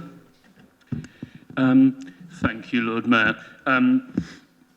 With respect, and I know this amendment it has the best of intentions, but I have two issues with it. The first is I'm neutral on whether or not this is a good thing, but the opposition amendments seem to get less ambitious every year. There's less that is actually amended. At least ambition is made of sterner stuff. As we've discussed the rape of the Sabines, we might as well have a line from Julius Caesar.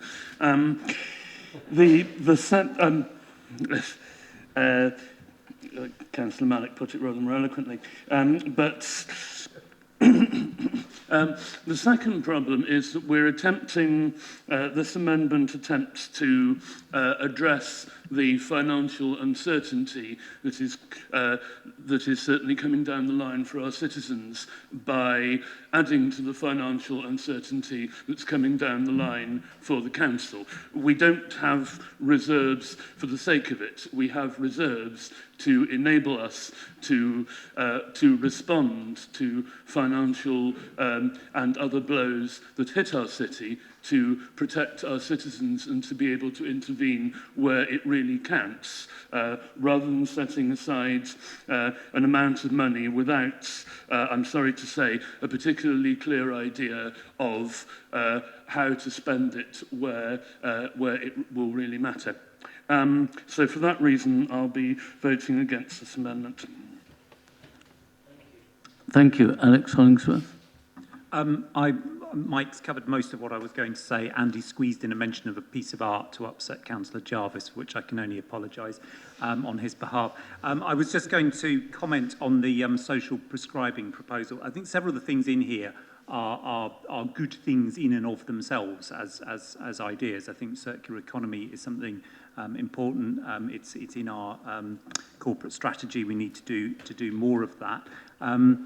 Similarly, as ward councillor for Walton Street, supporting local businesses, whether they're there or in Morden Road, would be nice to have. I have serious concerns about what you're doing to pay for it, which is why I'm going to vote against it. But I was just going to reflect on the social prescribing. As I understand it, every single GP surgery in Oxfordshire has somebody responsible for social prescribing already. And I think we're all aware the NHS is under pressure, but I'm not totally sure we should go trampling onto their turf in quite this way. So I think it's probably something that's best done by using our existing network, which we've developed since the pandemic, of officers working in the community to signpost towards existing services and provision, and not actually try and do something that the NHS is already doing, though I imagine the NHS isn't doing it perfectly yet. So probably some support might be the best way of proceeding there rather than trying to do it for them. Thank you very much. Given that we now allow, we have a very brief window if someone wants to make a short comment. Otherwise, it's Councillor Turner and then it's back to Chris Jarvis. I don't see any hands up, so Ed. Yeah, thanks very much. I agree with the thrust of the debate so far.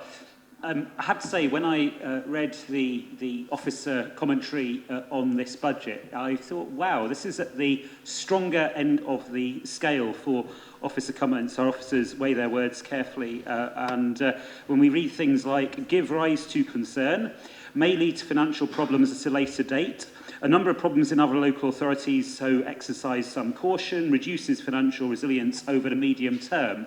I think we get a polite and measured bit of feedback. And I think, to be honest, that is justified. Let me give you just 3 examples. Of course, we are open to solar investment. Indeed, we've already demonstrated that, and we are doing that. And of course, we are open to doing more. But we have to be really, really careful. We look at Thurrock, and their programme of solar investment, which was not careful, has virtually bankrupted their council. They've now got commissioners in fact, worse than that, they've got commissioners in running their finances from their neighbouring county council, heaven help us. That is not an area I think we'd want to go down.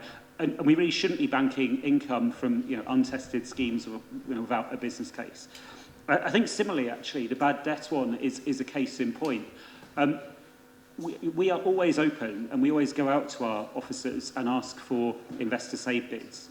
And indeed, sometimes as well, we have staffing pressures. So in this budget, for example, we've got new roles around health and safety. You've got to do it to meet our obligations. In recent times as well, we've had to expand our property team to make sure we're doing the necessary maintenance. We've got the capacity to do the projects that we need to do. Unilaterally saying we'll employ an incomes officer and that's going to more than pay for itself, but without having that signed off by the incomes team as being a good business case, again, strikes me as being a risky, to put it politely, approach, and not one that I would recommend. I mean, another nice idea in here, pocket parks, may well be a good idea, consult properly, unless you're Andrew Gant, in which case he possibly, sorry, I shouldn't have named Councillor Gant. I hope he'll take it in the friendly spirit it was intended. It was continuing a previous bad, so he wasn't paying attention, it's all right. I said we would consult on pocket parks, unless we were you. But you haven't put any money to maintain them. So, there's a further sort of pressure on the sort of parks budget, unless they might stop being parks and just become sort of overrun, overgrown. That would be a problem. And then on the much discussed hardship fund, again, I point the colleagues to our budget report, paragraphs 11 to 14, where we set out an awful lot that we're doing. I listened carefully for details of how the hardship fund would work and would have the transformational effects I discussed. And what I heard from Councillor Jarvis, and I quote, was a centrally held discretionary fund to be distributed to service areas as needed. it's not a bad idea. Fine, we could give service areas some money to act flexibly. That's not a plan. It's not a business case. I think we really would need more. So I will leave it there and unfortunately won't be voting for this amendment. Thank you very much. Now, Chris Jarvis to respond. Yeah, thank you, Lord Mayor, and thank you to everyone contributing to that debate and for keeping it both measured and comradely, certainly more so than we saw in the previous debate. And I welcome that Councillor Turner decided to make the most barbed comments towards Councillor Gant in his final summary. Just a few points before we wrap up on this. I mean, the overwhelming thrust of the comments we've had from the Labour group have been in relation to financial resiliency. And I guess that there's two areas that I think really ought to be flagged around that. The first is, yes, with all investment, there is an element of risk. And clearly, with regards to the council's commercial property portfolio, that is an area where there has been for a long time a clear element of risk, both in terms of the level of bad debt provision that the council currently holds, but also when you look to, and other councillors have highlighted other areas that have been overly exposed to renewable energy, but it's also the case that other councils have been overly exposed to commercial property and indeed faced major financial difficulties as a result of that as well. I would also draw people's attention to the recommendations the Budget Review Group have made, not just this year, but in previous years, specifically calling for the council to diversify its investment portfolio specifically into renewable energy and indeed into other areas that are socially useful too. And secondly, on the point of financial resilience when it comes to reserves, I made this point earlier, but I do think it's worth really highlighting this again, that our budget amendment leaves more money in reserves than the budget that the administration put out to consultation at the end of last year. And so if we're saying today that there is that our budget amendment is not sufficiently financial resilient, then surely the budget that you put out to consultation last year was not either. Thank you. So we now proceed to a vote on this amended budget. So those in favour indicate. Those against? Abstentions? So it is rejected. So we now have a break of 30 minutes, and then after that we start with the individual amendments, of which currently we have one, and then we proceed to the budget debate proper. So thank you very much.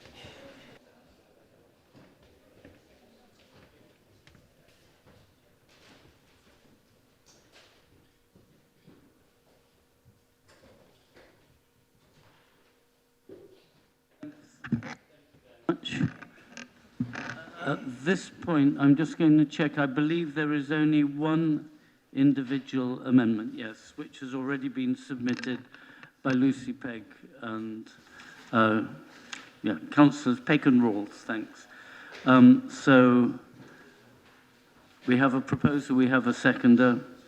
Would you like to kick off, please, Lucy? Yes, I'll be fairly brief proposing this amendment as it's quite self-explanatory, and I think we've already discussed the hardship funds quite a bit. But this one-off sort of single amendment to the budget would create a £450,000 hardship relief fund to help the council respond to these various crises that people are experiencing and support Oxford residents to weather the storms that too many of us are having to deal with at the moment. This money is a flexible fund, which is why we haven't gone into too much detail about exactly what it could be used for, but it could help individuals, community centres, local organisations, small local businesses, whoever it is that needs help and has fell through the gaps of other schemes. This fund would add another tool to the council's toolbox when it has to respond to very difficult and often completely unexpected situations. Whether that's the ongoing ups and downs of energy bills, which impact different people in different ways, whether it's individuals in their homes or businesses or community centres just trying to keep lights and heat on, or whether it's things like the Home Office suddenly deciding to put lots of asylum seekers in Oxford and not giving them any support, and the council and other organisations scrambling to try and support them. I'm sure that people are going to respond to this by saying that this is taking money out of reserves and that they feel that that is maybe financially less responsible. But though this amendment would see less go into council reserves than the Labour budget we've discussed today, the reserves would still be higher than in the original consultation budget put forward by the administration, which I presume was signed off and seen as being financially sensible. Right now is the time to be committing money to supporting the people of Oxford, not saving it away in reserves for a rainy day. Thank you very much. Rosie, do you want to speak now or reserve your right? Yeah, I'd speak be happy now. to speak now. Okay, Thank you, thanks. Last month, this council unanimously passed a motion condemning the Tories for their role in the cost of living crisis. The motion put forward a series of policies that this council wants to see introduced at a national level. The motion also rightly identified the economic and social vandalism that the government has wrought upon our communities. It talked about rocketing food bank use, it talked about deepening inequality, and it talked about the hardship people across our city are facing. In this chamber, we are acutely aware that the government is ideologically wedded to austerity, to decimating welfare and to slashing public services. That means that until we get a government that prioritises working people and their needs, the cost of living crisis will be with us for the foreseeable future. But we also know that there are things that we can do as a council to protect against the worst excesses of that ideology. And this amendment is just seeking to do that. What this budget amendment would do is play a small but important part in mitigating against these injustices in our city by establishing a centrally held discretionary hardship fund that can be distributed to service areas to address needs as and when they arise. We would be able to make a difference to people across this city. We've been asked for specifics, but the flexibility it affords is important here, especially in order to respond to the specific crises that might occur in the coming years. We recognise that the financial situation and the choices this council are We recognise that the financial situation and the choices this council faces are incredibly difficult. But the financial situation and choices facing residents in our city are still even more difficult. That's why we're proposing to take a small portion of the windfall generated by the deferral of the government policies to finance this hardship fund. In doing so, the council would still be putting more money back into reserves than was proposed in the administration's consultation budget. And just as it was right for us to condemn the decisions of the Tories in Westminster for their policies, which have put untold pressure on people across Oxford and across the country, so too is it right that we take vital steps to address the cost of living crisis with the limited powers that we have. Establishing a hardship fund would be a small but really, really important step to doing just that. Thank you. Thank you very much. We now proceed to debate Chris Moten. I see him. Thank you, Lord Mayor. I regret to say our group will abstain on this one for a reason that I'm afraid we want the outcome, but we couldn't vote for it without funding other than from reserves. I have to take on this one very seriously both the description we had of the trajectory of our reserves to date and projected into the future, and the Budget Scrutiny Panel's recommendation about strengthening our reserves with the windfall that we had from central government. So on this one, I'm afraid, sorry, it's an abstention from us. Alex Hollingsworth and Linda Smith. I was going to make two comments. First comment is much has been made of the contribution to reserves between the budget we originally consulted on and what we're now proposing. It's worth reflecting that at the time we proposed the budget, we didn't know that the government was going to exclude leisure centres from the energy cost relief measures that were being applied elsewhere. Obviously, energy is an enormous part of the bill for leisure centres. I think, what was it, rainy day was the phrase. I would say, and leisure operators all over the country and councils all over the country who are closing their leisure centres aren't really just facing a rainy day, they're in the eye of an absolute storm. And I think that rainy day is coming at speed. The second thing I would say is, I've listened to the description of this in the original Green proposal and this revised proposal, and it's a pot of money to be allocated to council service areas as and when required. Well, in essence, that's just reserves. I mean, it's just changing the label on the existing reserves. If we have a requirement, say, to put an extra £250,000 into a service area to avoid that service area failing, then a report will be taken to the Cabinet, potentially to the Council, depending on the nature of it, in order to make the case, and Council, Cabinet and then Council will vote on it. So that's essentially exactly the same as what you're proposing, I can't see the difference between the two things because there's no specific at all. So I think the risks have got worse, and that justifies a larger contribution to reserves. And what's being proposed is simply changing a label on something that already exists, and I can't quite understand the point. Thank you. Linda Smith. Thank you. Yeah, I mean, this is opportunistic nonsense, really, and we should reject it. And it's a deeply irresponsible way to propose spending £450,000. You know, we've heard that this is a scheme that might be able to support individuals facing hardship, might be able to support community centres, might be able to support businesses, might be able to shore up service areas that are facing pressures. You know, that's not one scheme, that's multiple schemes that require a lot more work. And if there are areas of council spending where there are pressures and we want to address those during the course of the year, as Alex said, you know, those adjustments can be made. So yeah, we should have no truck with this. I mean, it's just fodder for green leaflets. It's not serious. It's a joke. Thank you. I don't see any hands, and I know we are about then to go to the budget debate proper. If I don't see any more hands, Ed Turner, you have the right of reply. Would you like to reply? You're pondering. Thanks, Lord Mayor. I'll do so just really briefly. I mean, the sentiment is understood, though I almost wonder if there's a bit of a trick behind this, whereby this money, it'd be a bit like the old Lib Dem penny on income tax back in the day, where any group or any individual might say, I would have liked some help. Then the Green group could say, well, we had this pot of money, you know, it got voted down and we could have allocated that. And in truth, it is really quite vague as a way of developing proposals, and I would contrast it with what the administration is doing with our targeted work, set out briefly, succinctly in paragraphs 11 to 14, where we're looking at money that we've got available, and we make it available for council tax reduction. We're then working with the county council. We're going to have a discretionary council tax hardship scheme. We're then looking at targeted one-off payments to individuals as a way of channeling government money. We've got more there for discretionary spend as well, and we put out a particular ask to the county council in a couple of areas. I think I can share with people. One is around discretionary housing payments to help people with their housing costs, and the other actually is around whether there's anything we can do to support advice centres because of their increasing caseload. So, you know, we're quite precise about what we're trying to do, and I would contrast it with the vagueness. I agree completely with what Alex Hollingsworth just said, and in particular, I too was struck by the rainy day point. I'm afraid, friends, there is a storm coming, and we are in a position where we really do need to increase our financial resilience.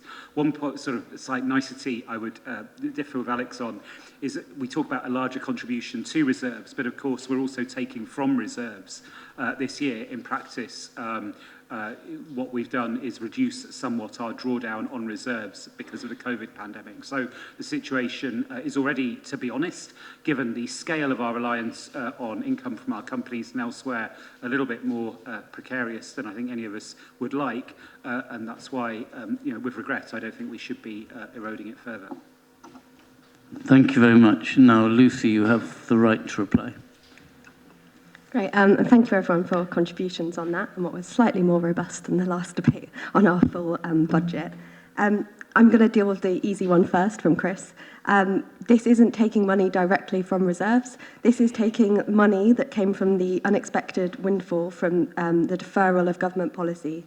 And rather than putting all of that money into reserves, we're putting some into reserves and keeping some to spend now when people really need the council to be supporting them as much as they absolutely can.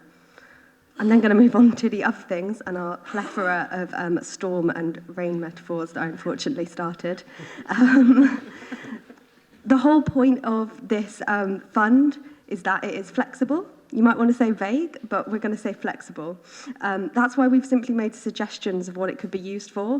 We can't predict the future. None of us can. We might be able to guess some areas where there's going to be stress in the coming years, but we don't know exactly what that's going to be. And that's why we want this to be able to deployed sort of as nimbly as possible by officers and cabinet members, where it will be most needed and where other schemes might not be covering the gaps because we weren't able to predict that those areas would need funding. So perhaps leisure centres could be somewhere that got some of this funding if needed. We're not saying that that couldn't happen. The whole idea is that it could be deployed flexibly wherever it's needed most.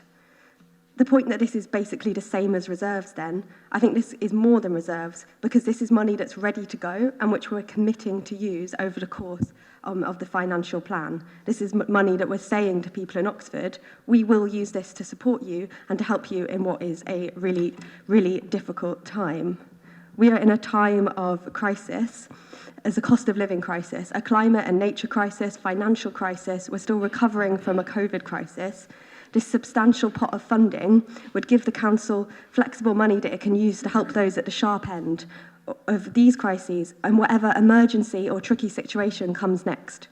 Whilst I wish this additional money wasn't needed and that we could just put it in reserves and build up security in that way, I'm sure that we all hear from individuals and community organisations and departments within this council on a regular basis who are in a desperate search for more funds. We know that's only going to get worse. This would help us to respond to that and help us to really ease the hardships of people in Oxford in ways that might not have been covered in other bits of the budget because we just weren't able to predict it. We need to do everything we can to support the people of Oxford in this time of crisis, and we think you can do that by supporting this individual amendment to the budget. Thank you very much. We now proceed to the vote. Those in favour of this amendment, please indicate. Against? Abstain? So the amendment is rejected. And so now we proceed to the debate on the budget unamended itself. Now, Ed has already proposed, Choe has seconded it. So we go straight to the debate. So who would like to speak? Linda. Thank you, Lord Mayor. This is a budget which will allow this Labour administration to deliver on our priorities for housing. One of our key priorities is securing more affordable housing to provide hope for the people on our housing register who are all too often suffering from overcrowded, insecure and expensive conditions. And this is a budget which provides for investment in new affordable homes for Oxford people. With £311 million allocated for the purchase of 942 new build homes into the HRA for social rent over the next 4 years.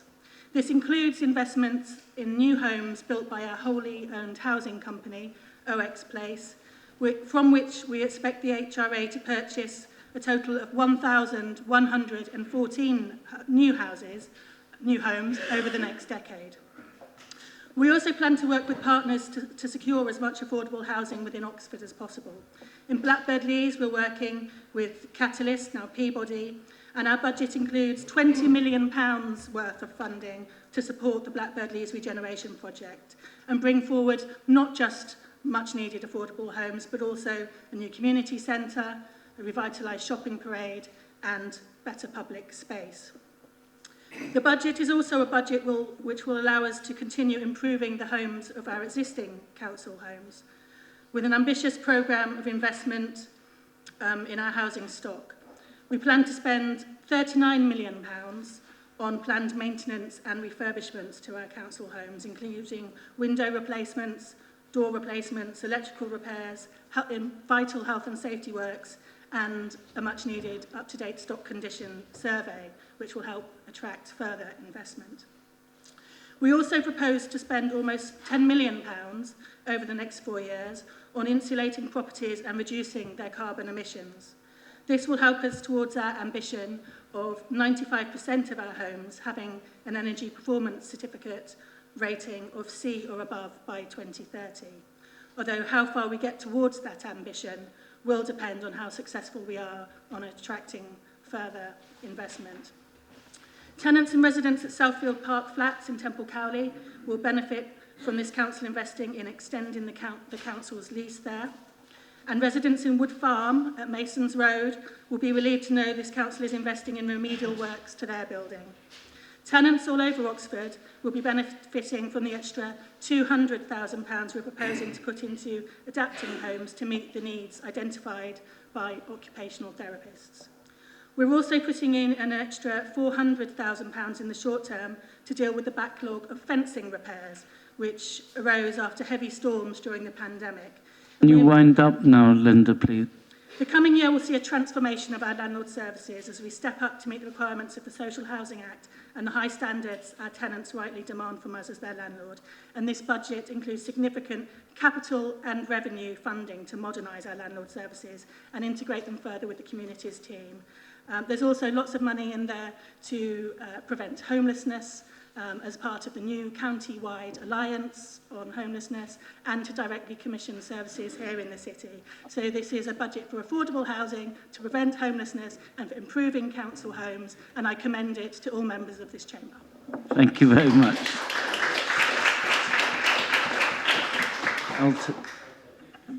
Thank you, Lord Mayor.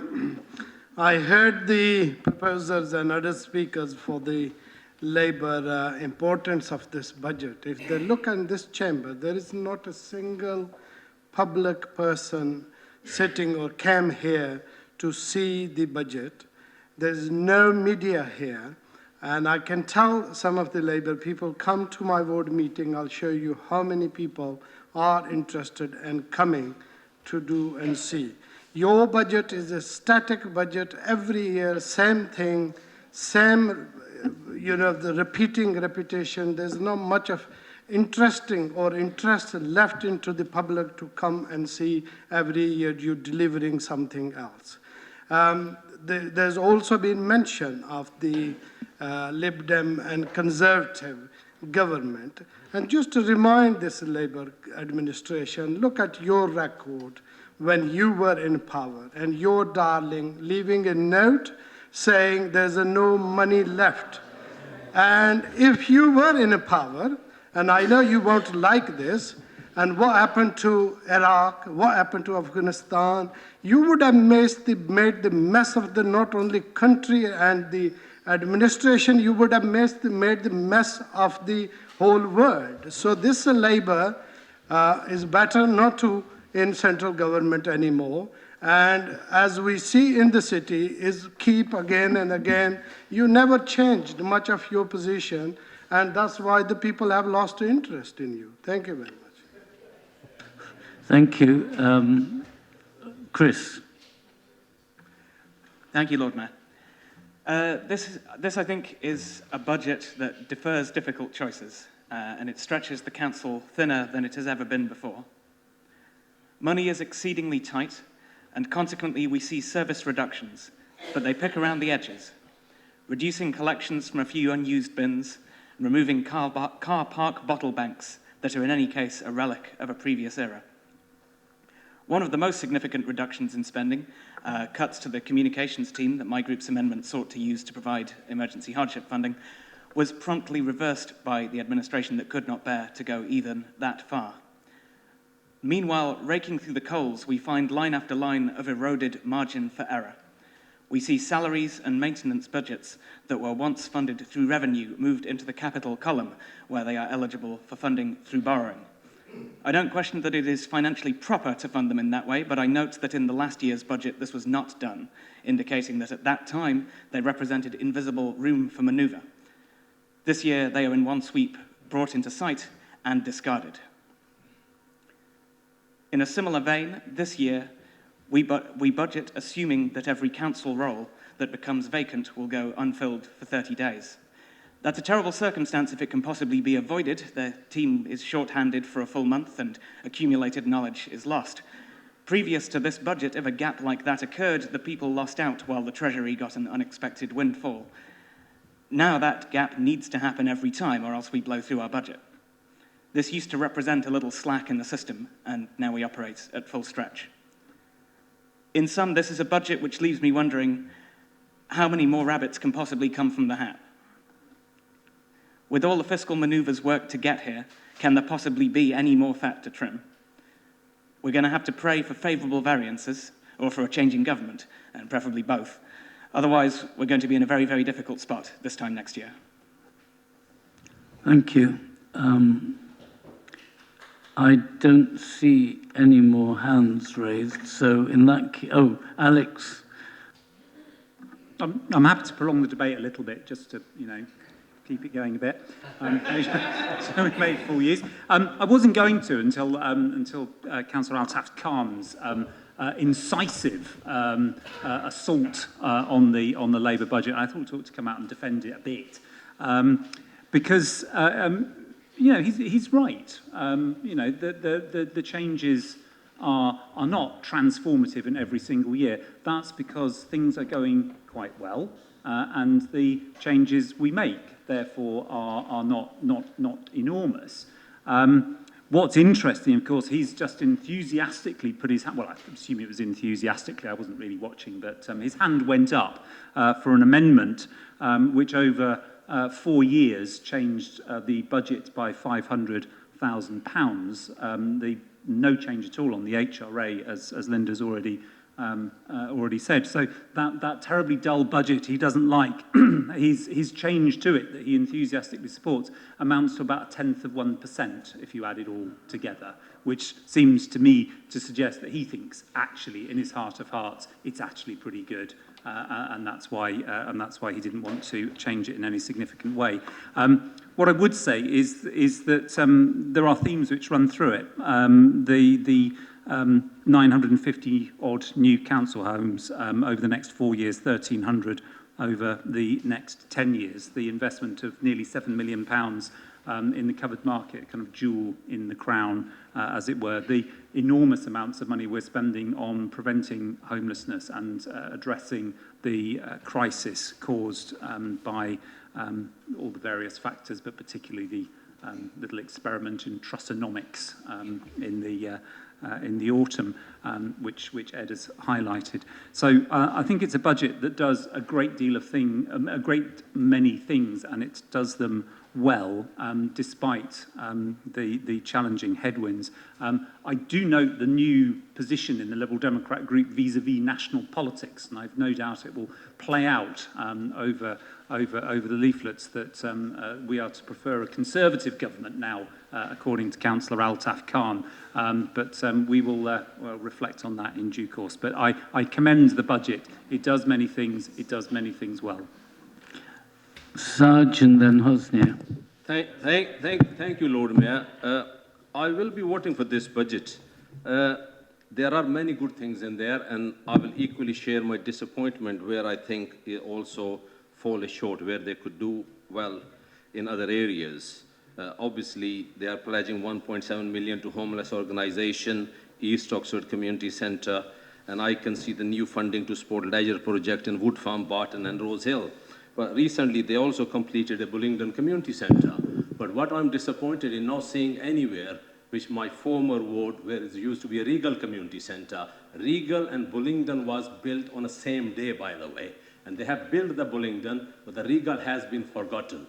And those areas did select me 3 times until the 2021 boundary change. So I hope in the future, this group will give consideration because that area deserves better. Equally, I'm disappointed in a few things, actually. I still see a bulky item charge, and I thought a socialist party, you want to call it, or Labour Party who works for the people would have some kind of sympathy with the people going through hardship, and at least they can take those charges out, and the money could be found somewhere else, you see. And I'm disappointed on that path. And equally, I am disappointed to see, I mean, earlier we were talking about Liberal Democrat amendments about taking the deputy leadership allowance out, etc. I was expecting more from the Labour group, actually, and the administration. I was hoping Councillor Turner will stand up and say, well, look, if we're going through austerity, we want to basically show our support to the people and empathy and sympathy, and we are 10 people on the executive board, and we may not take for 1 year their executive allowances. I don't see that. I mean, I will ask him.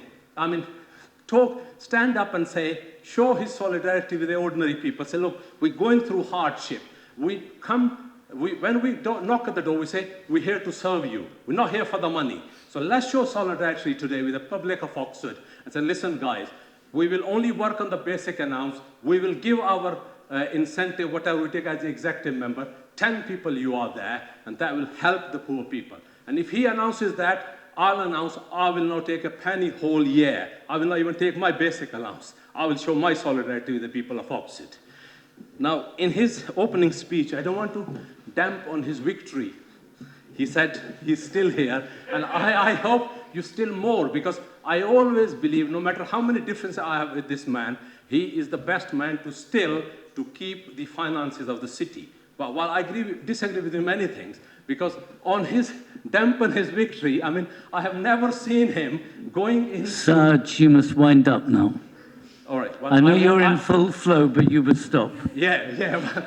I just wind up. I just want him to stand up and just make that announcement, show solidarity with the people who are struggling day to day. They're not going to take 1 year allowances extra. Just work on a basic thing, and I'll work for nothing. Thank you. Hosnia. Thank you, Lord Mayor.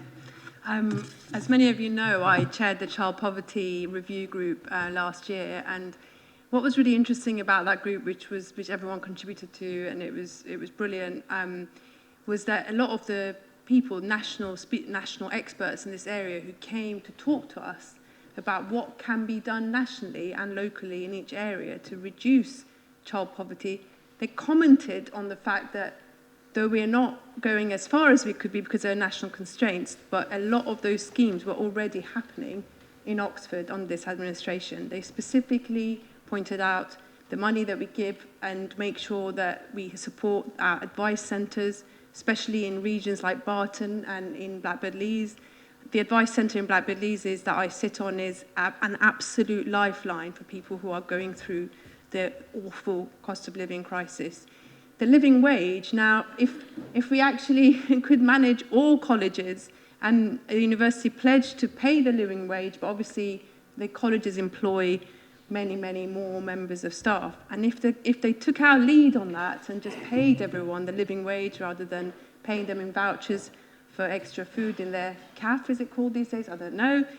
That would go even further. On building houses, they commented on the fact that we have been building houses, and that I have so many examples from Blackbird Leys of families who had really struggled in small spaces, who have been rehoused, and honestly, the joy on people's faces, the relief that they feel because they are able to be in an environment that their son and daughters don't have to share cramped, awful spaces with one child who's got psychological disturbances and cannot be in the same room as the other child. It's just really great to see.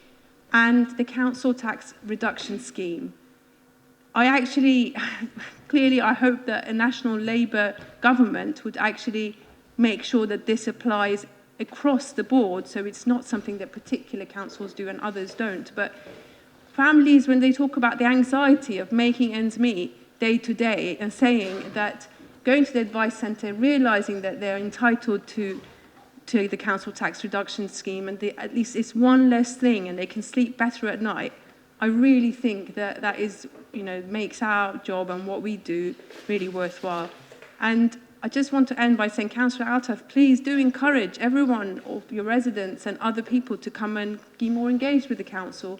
It is up to every single member here to encourage that engagement, and I hope that in future we will go further on that as well. But I do think it's up to all of us to encourage people to be more engaged with democracy and to be engaged with this council. Thank you. Thank you very much. Andrew Gunn. Yeah, thanks, Lord Mayor. Well, I can confirm that no councillor is more engaged with this community than my friend and colleague, Councillor Altaf Khan. Saj, if I may, I'll just pick up your suggestion that the Cabinet withdraw from taking their salary. I think that's unfair. It's taking a view on other people's financial circumstances, and I don't think that's appropriate. Yeah, sure. Yes, let's just think a little bit about the background to what we're talking about here. We've heard a great deal about housing and about social housing.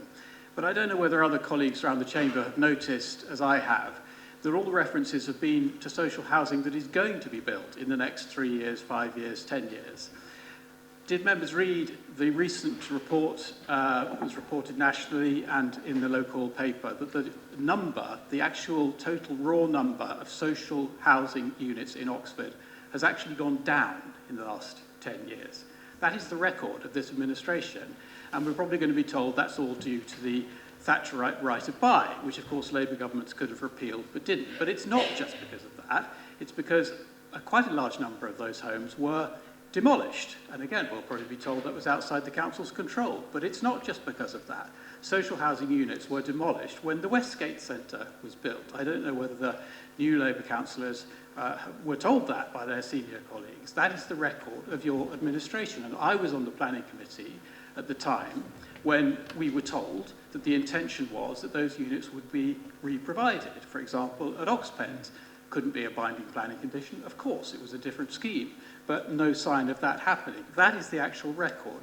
Nobody has mentioned QL in the context of this budget. What is it, 2.2 million, I think? Nobody has mentioned the fact that the housing company is 1.8 million in the wrong side of its budget on council house repairs. Also, Lord Mayor, it's notable what is not in this budget. You know, we've heard quite a lot from Labour councillors about public transport, about bus services, absolutely vital to the people of our city and our county. Well, you know how you save a bus service that has just tipped the wrong side of viability? You pay. That's what you do. You get into your meeting and you say, look, back me on this. This matters. I insist that we put some money behind what we are saying here. And there are lots of organisations around this county that have made really imaginative schemes to do that. Community transport, both our universities, even Le Manoir aux Quatre Saisons. Oxford City Council, no. There's nothing in about dealing with problems around tourism, never mind supporting Experience Oxford. Can you wind up, please? What about tourist coaches? What about the city centre? Why didn't the long-awaited action plan have a budget and KPIs behind it? And, Lord Mayor, we've heard a lot about... Please wind up. We've heard a lot about what we are told is the policy of the Liberal Democrats on housing. Well, I've said many times in this chamber that this council could and should have built more social housing at Oxford North and at Oxpens and in other places. Thank you very much. I think that's it. You've had your time. Thank you. I was enjoying myself. I gather. Nigel. Yeah, I enjoyed Councillor Malik's knockabout speech, but I just like to put on the record just a couple of facts in relation to bulky waste and garden waste. You rather implied that there was no concession for people who were on benefits. Just for the record, the costs in relation to bulky waste are 50% for those people on benefits, housing benefit or a universal credit or whatever. And in this budget, in relation to garden waste, while the cost of garden waste collections will go up a little bit as a whole across the year, the cost for those people on benefits remains the same. So I just think for the record, factually, we should acknowledge that. Thank you. Thank you. Are there any other contributions, or otherwise we may invite the Deputy Lord Mayor. My apologies, it'll be quick. Thanks again to Ed, the Cabinet, all the backbenchers of what we've done today for this budget. This budget, it always has been about people, communities, and making a difference, and I thank you for that. Everything that we've done about supporting the homelessness, about the community centres, the various grant programmes, the council tax relief, and the health and well-being of all our residents. So thank you very much. Thank you. Nice and brief. I see no more. So, Ed, would you like to... You've already... Didn't Chewy speak? Oh, you've reserved his right. Sorry, I know you've spoken once or twice. Go, okay, Chewy. Thank you very much, your Lord Mayor. Firstly, I just want to thank the officers for the work that they have done, and the Cabinet, the Labour Group. I think this is wonderful to see this administration budget going forward, and I recommend the whole Council to vote for it. I would also want to share Councillor Malik's suggestion about Ed. I think is the best man to lead the council on the finance issues. He's been doing this for many years, Ed. Thank you. A lot of people have spoken positively about what this administration budget is going to provide, but I would just want to add more examples, especially the help we are giving to lower income families. And this is in relation to leisure services and swimming pool. We will continue to fund the discounted rates at Oxford 3 leisure centres, ice rink and outdoor swimming pool. We will continue to fund free swimming for those aged 16 and under at Oxford 4 swimming pools, free access to leisure centres for those experiencing homelessness, free youth clubs, sports session, and some activities. We also continue to fund low-cost activities at the city centre, city council's 19 community centres across Oxford. I'm also proud to announce that we will continue to fund free and low-cost activities, including fitness sessions for moms, older people, and those with diabetes as part of the Go Active program. I also want to just point out and thank both our opposition there, especially Chris and the other Chris Jarvis, for working with me on the Thriving strategy and the futures of leisure services.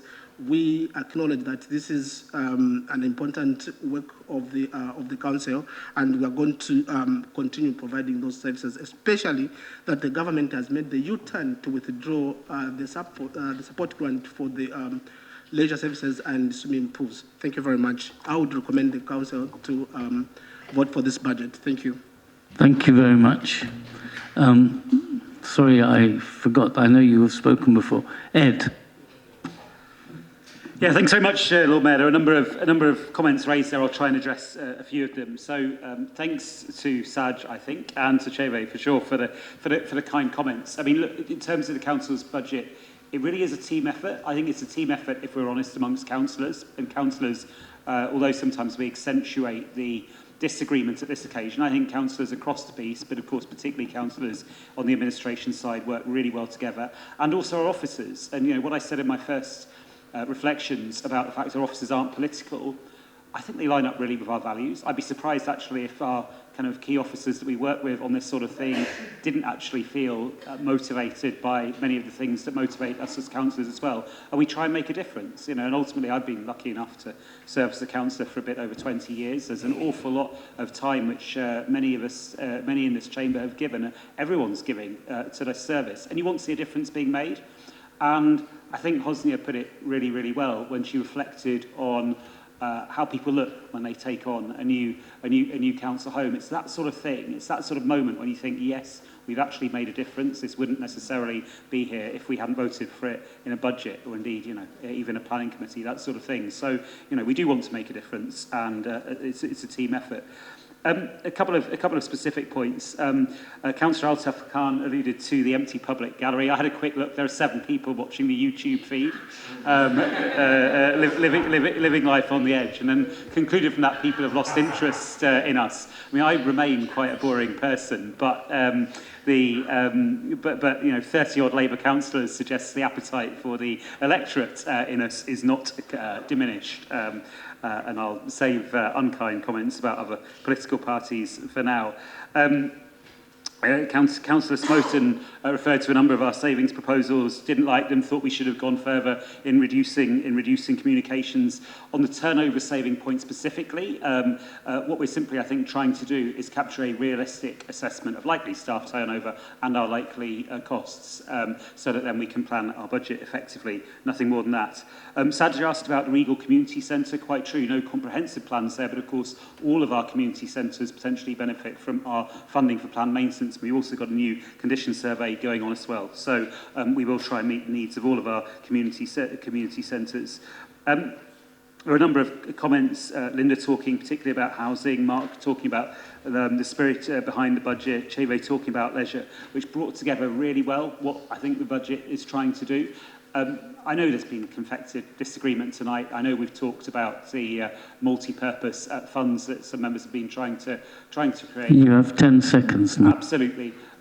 Let's just for a moment, just give it a whirl, try and focus on the thing which I think we all agree on, trying to make Oxford a better, fairer, more equal place to live.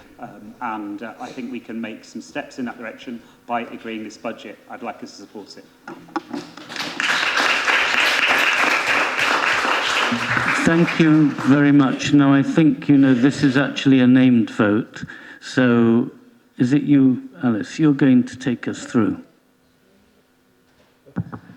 So can you please state whether you're for, against or abstain when I call your name, please? Councillor Fry. For. Councillor Ligo. For. Councillor Rowley. For. Councillor Altaf Khan. Councillor Chapman. For. Councillor Clarkson. For. Councillor Coyne. For. Councillor Diggins.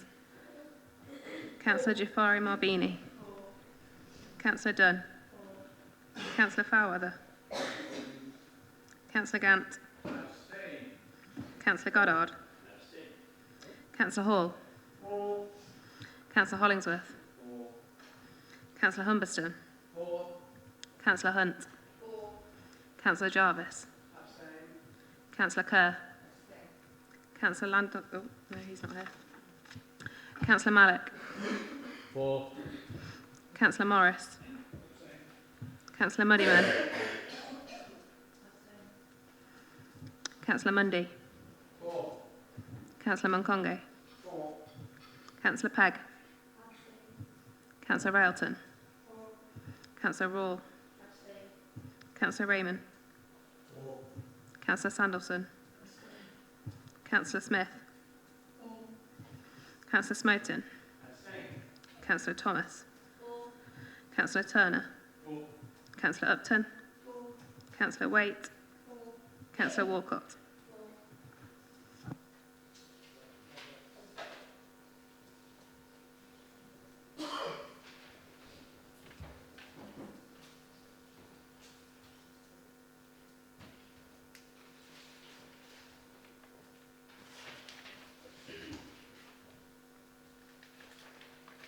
He's very close.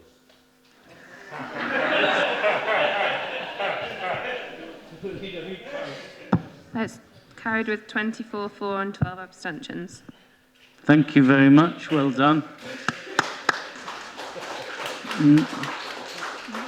Now, this is very much Ed's show, so it's going to be the council tax for 2023-24. Please, will you introduce it? I believe Councillor Monkonge is again the part of the double act. Thank you very much. So, Ed. Yeah, thanks. It's got worse because there's a couple of ones later Susan would have been doing, but she's not here. I wonder if she's one of the 7 YouTube viewers. You know, who knows? Anyway, the council tax we levy and the recommendations here flow from what we have just agreed, so it'd be a shame not to support them. And thank goodness Eric Pickles kindly gave us the requirement to have a named vote on this as well. What a waste of time. I'd like to move it. Do you want to speak now, Chewe, or reserve your right to speak? Reserve the right to speak. Are there any other people who wish to speak on this? If not, would you like to speak now or then turn it over to Ed? I support this report. Ed, would you like to sum up before we have the recorded vote? No, thanks a lot. So now let's proceed again through the alphabetical order. So again, if you could state whether you're for, against or abstain. Councillor Fry. For. Councillor Ligo. For. Councillor Rowley. For. Councillor Chapman. For. Councillor Clarkson. Councillor Coyne. Councillor Diggins. Councillor Jafari Marbini. Councillor Dunn. Councillor Fairweather. Councillor Gant. Councillor Goddard. Councillor Hall. Councillor Hollingsworth. Councillor Humberston. Councillor Hunt. Councillor Jarvis. Councillor Kerr. Councillor Malik. Councillor Morris. Councillor Muddyman. Councillor Mundy. Councillor Monkonge. Councillor Pegg. Councillor Railton. Councillor Raw. Councillor Raymond. Councillor Sanderson. Councillor Smith. Councillor Smoten. Councillor Thomas. Councillor Turner. Councillor Upton. Councillor Waite. Councillor Walcott.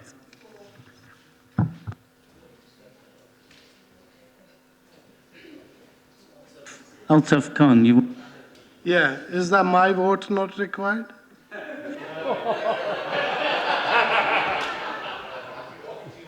You're inviting them to Headington, that's why. Councillor Altaf Khan. For.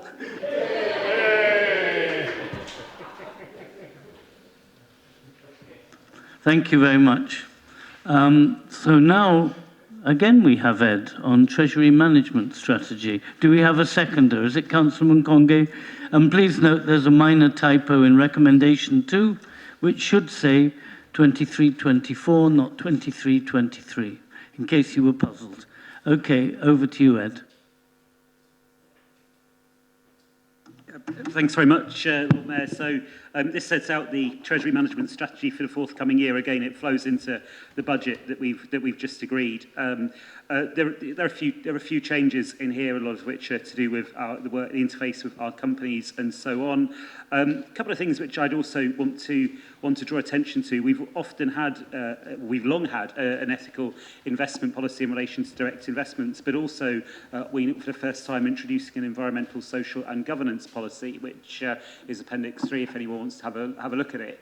I think this will develop over time. It makes the point that not only is it right for us to seek to do good with our money as far as we can, but also it can make sense in Treasury management terms. So it is, I think, a good policy. There are judgments in this sort of area, some of which we touched on earlier on, and there's a balance between risk and reward. I think the Treasury management strategy we're proposing strikes that balance well, which is why I'm happy to commend it to Council. Thank you very much. Joey, do you wish to speak? Reserve your right. Okay. Anybody want to debate, raise questions? No? If not, this is something which we'd vote just by show of hands for the full set of recommendations. Those in favour? Those against? Those abstaining? It's clearly carried. Thank you very much indeed. And again, the same double act, I suspect, for the capital strategy. Are you seconding this, Joey? Yes. Okay, Ed again. Yeah, so our capital strategy sets out our capital programme processes to underpin the £700 million in our capital programme that we just agreed. And I think the strategy does a good job in giving us processes where we have real assurance around costs, cost control, making sure projects are well worked through and so on. As we've often reflected, the other part of the game is then making sure that we set a realistic timescale. Things can clearly be blown off course.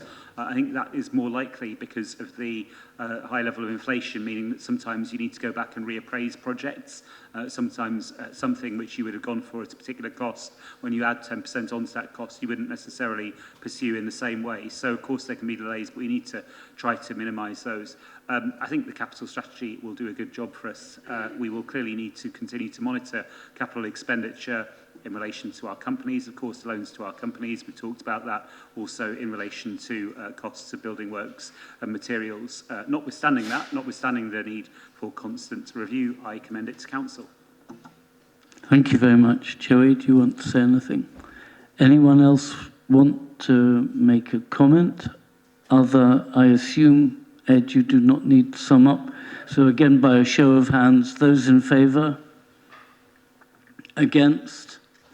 Abstain? Again, it is carried. Thank you very much. And we now turn to item 13, report of the Independent Remuneration Panel and Draft Councillors' Allowances Scheme for 2023 to 27. in the leader's absence, again, Ed is going to kick off. Do we have a seconder for this? Okay, again, Councillor Munkonge. Okay, Ed. Thanks very much. I have to say I don't enjoy debating members' allowances. I don't think anyone here does, because it feels a bit awkward that we end up setting our own level of remuneration. And there are often debates about whether it's right. I think there are balances to be struck between about affordability, but also about whether people can afford to spare the time to be councillors. I do think it's very helpful that we have an independent panel to assist us with that, and I'm grateful, and I think we all are, to the panel for taking the time to meet and to come to think hard, I think, to look at comparator authorities and to put forward some fair and balanced recommendations. I didn't respond earlier to Saj's suggestions, which might have been slightly tongue-in-cheek, about people foregoing their allowances. I mean, just a couple of points on that. One is, I think in the eyes of the public, it makes a lot of sense to have these independent reports. And we ought to be really careful about worksmithing them ourselves and saying, we'll put this one up a bit, we'll put this one down a bit. I know, the Liberal Democrats give it a go every year with the second deputy leader, but we've got an independent view here. And really, unless there's a good reason, it strikes me we ought to be going with that, and that's what the public would be expecting. Secondly, it's actually not unknown for people to decide to forego an allowance because they don't need it. I am glad that when people do that, they tend not to make a song and dance about it. The reason being that you can then end up in a position where other people feel like they ought to be doing the same thing, but perhaps they can't afford it. And you get a kind of performative giving away of allowances. That is then a political advantage potentially to councillors who don't need the money. Yeah, I mean, they can say, oh, I didn't take it, I'm a special person. But in fact, it might be that that councillor just happens to be better off. Or alternatively, there's a councillor that really does need the money, but then they get some sort of peer group pressure saying that they oughtn't to take it, and they end up in hardship as a result. So I think that's why, as individuals, we shouldn't be unilaterally turning away from turning down allowances and then kind of publicising it. Whether people choose to take the money is up to them, and it's why I think it makes a lot of sense to go with the independent recommendations, which are well thought through. Just one other comment. Clearly, this is an increase, albeit one substantially below the level of inflation. And it's different to the increase with our staff. Of course, in the case of our staff, there's been a cost of living payment as part of our supplement to the local pay deal. It doesn't work to offer that sort of one-off non-consolidated payment to councillors. It'd be outside the framework of the independent remuneration panel. So I think necessarily this time allowances have to be treated slightly differently to staff pay, even though generally moving the two up at the same level is a sensible thing to do. With that, I commend the report to Council. Thank you very much. Do you want to say anything right now, Joey? No? Anybody want to speak on this?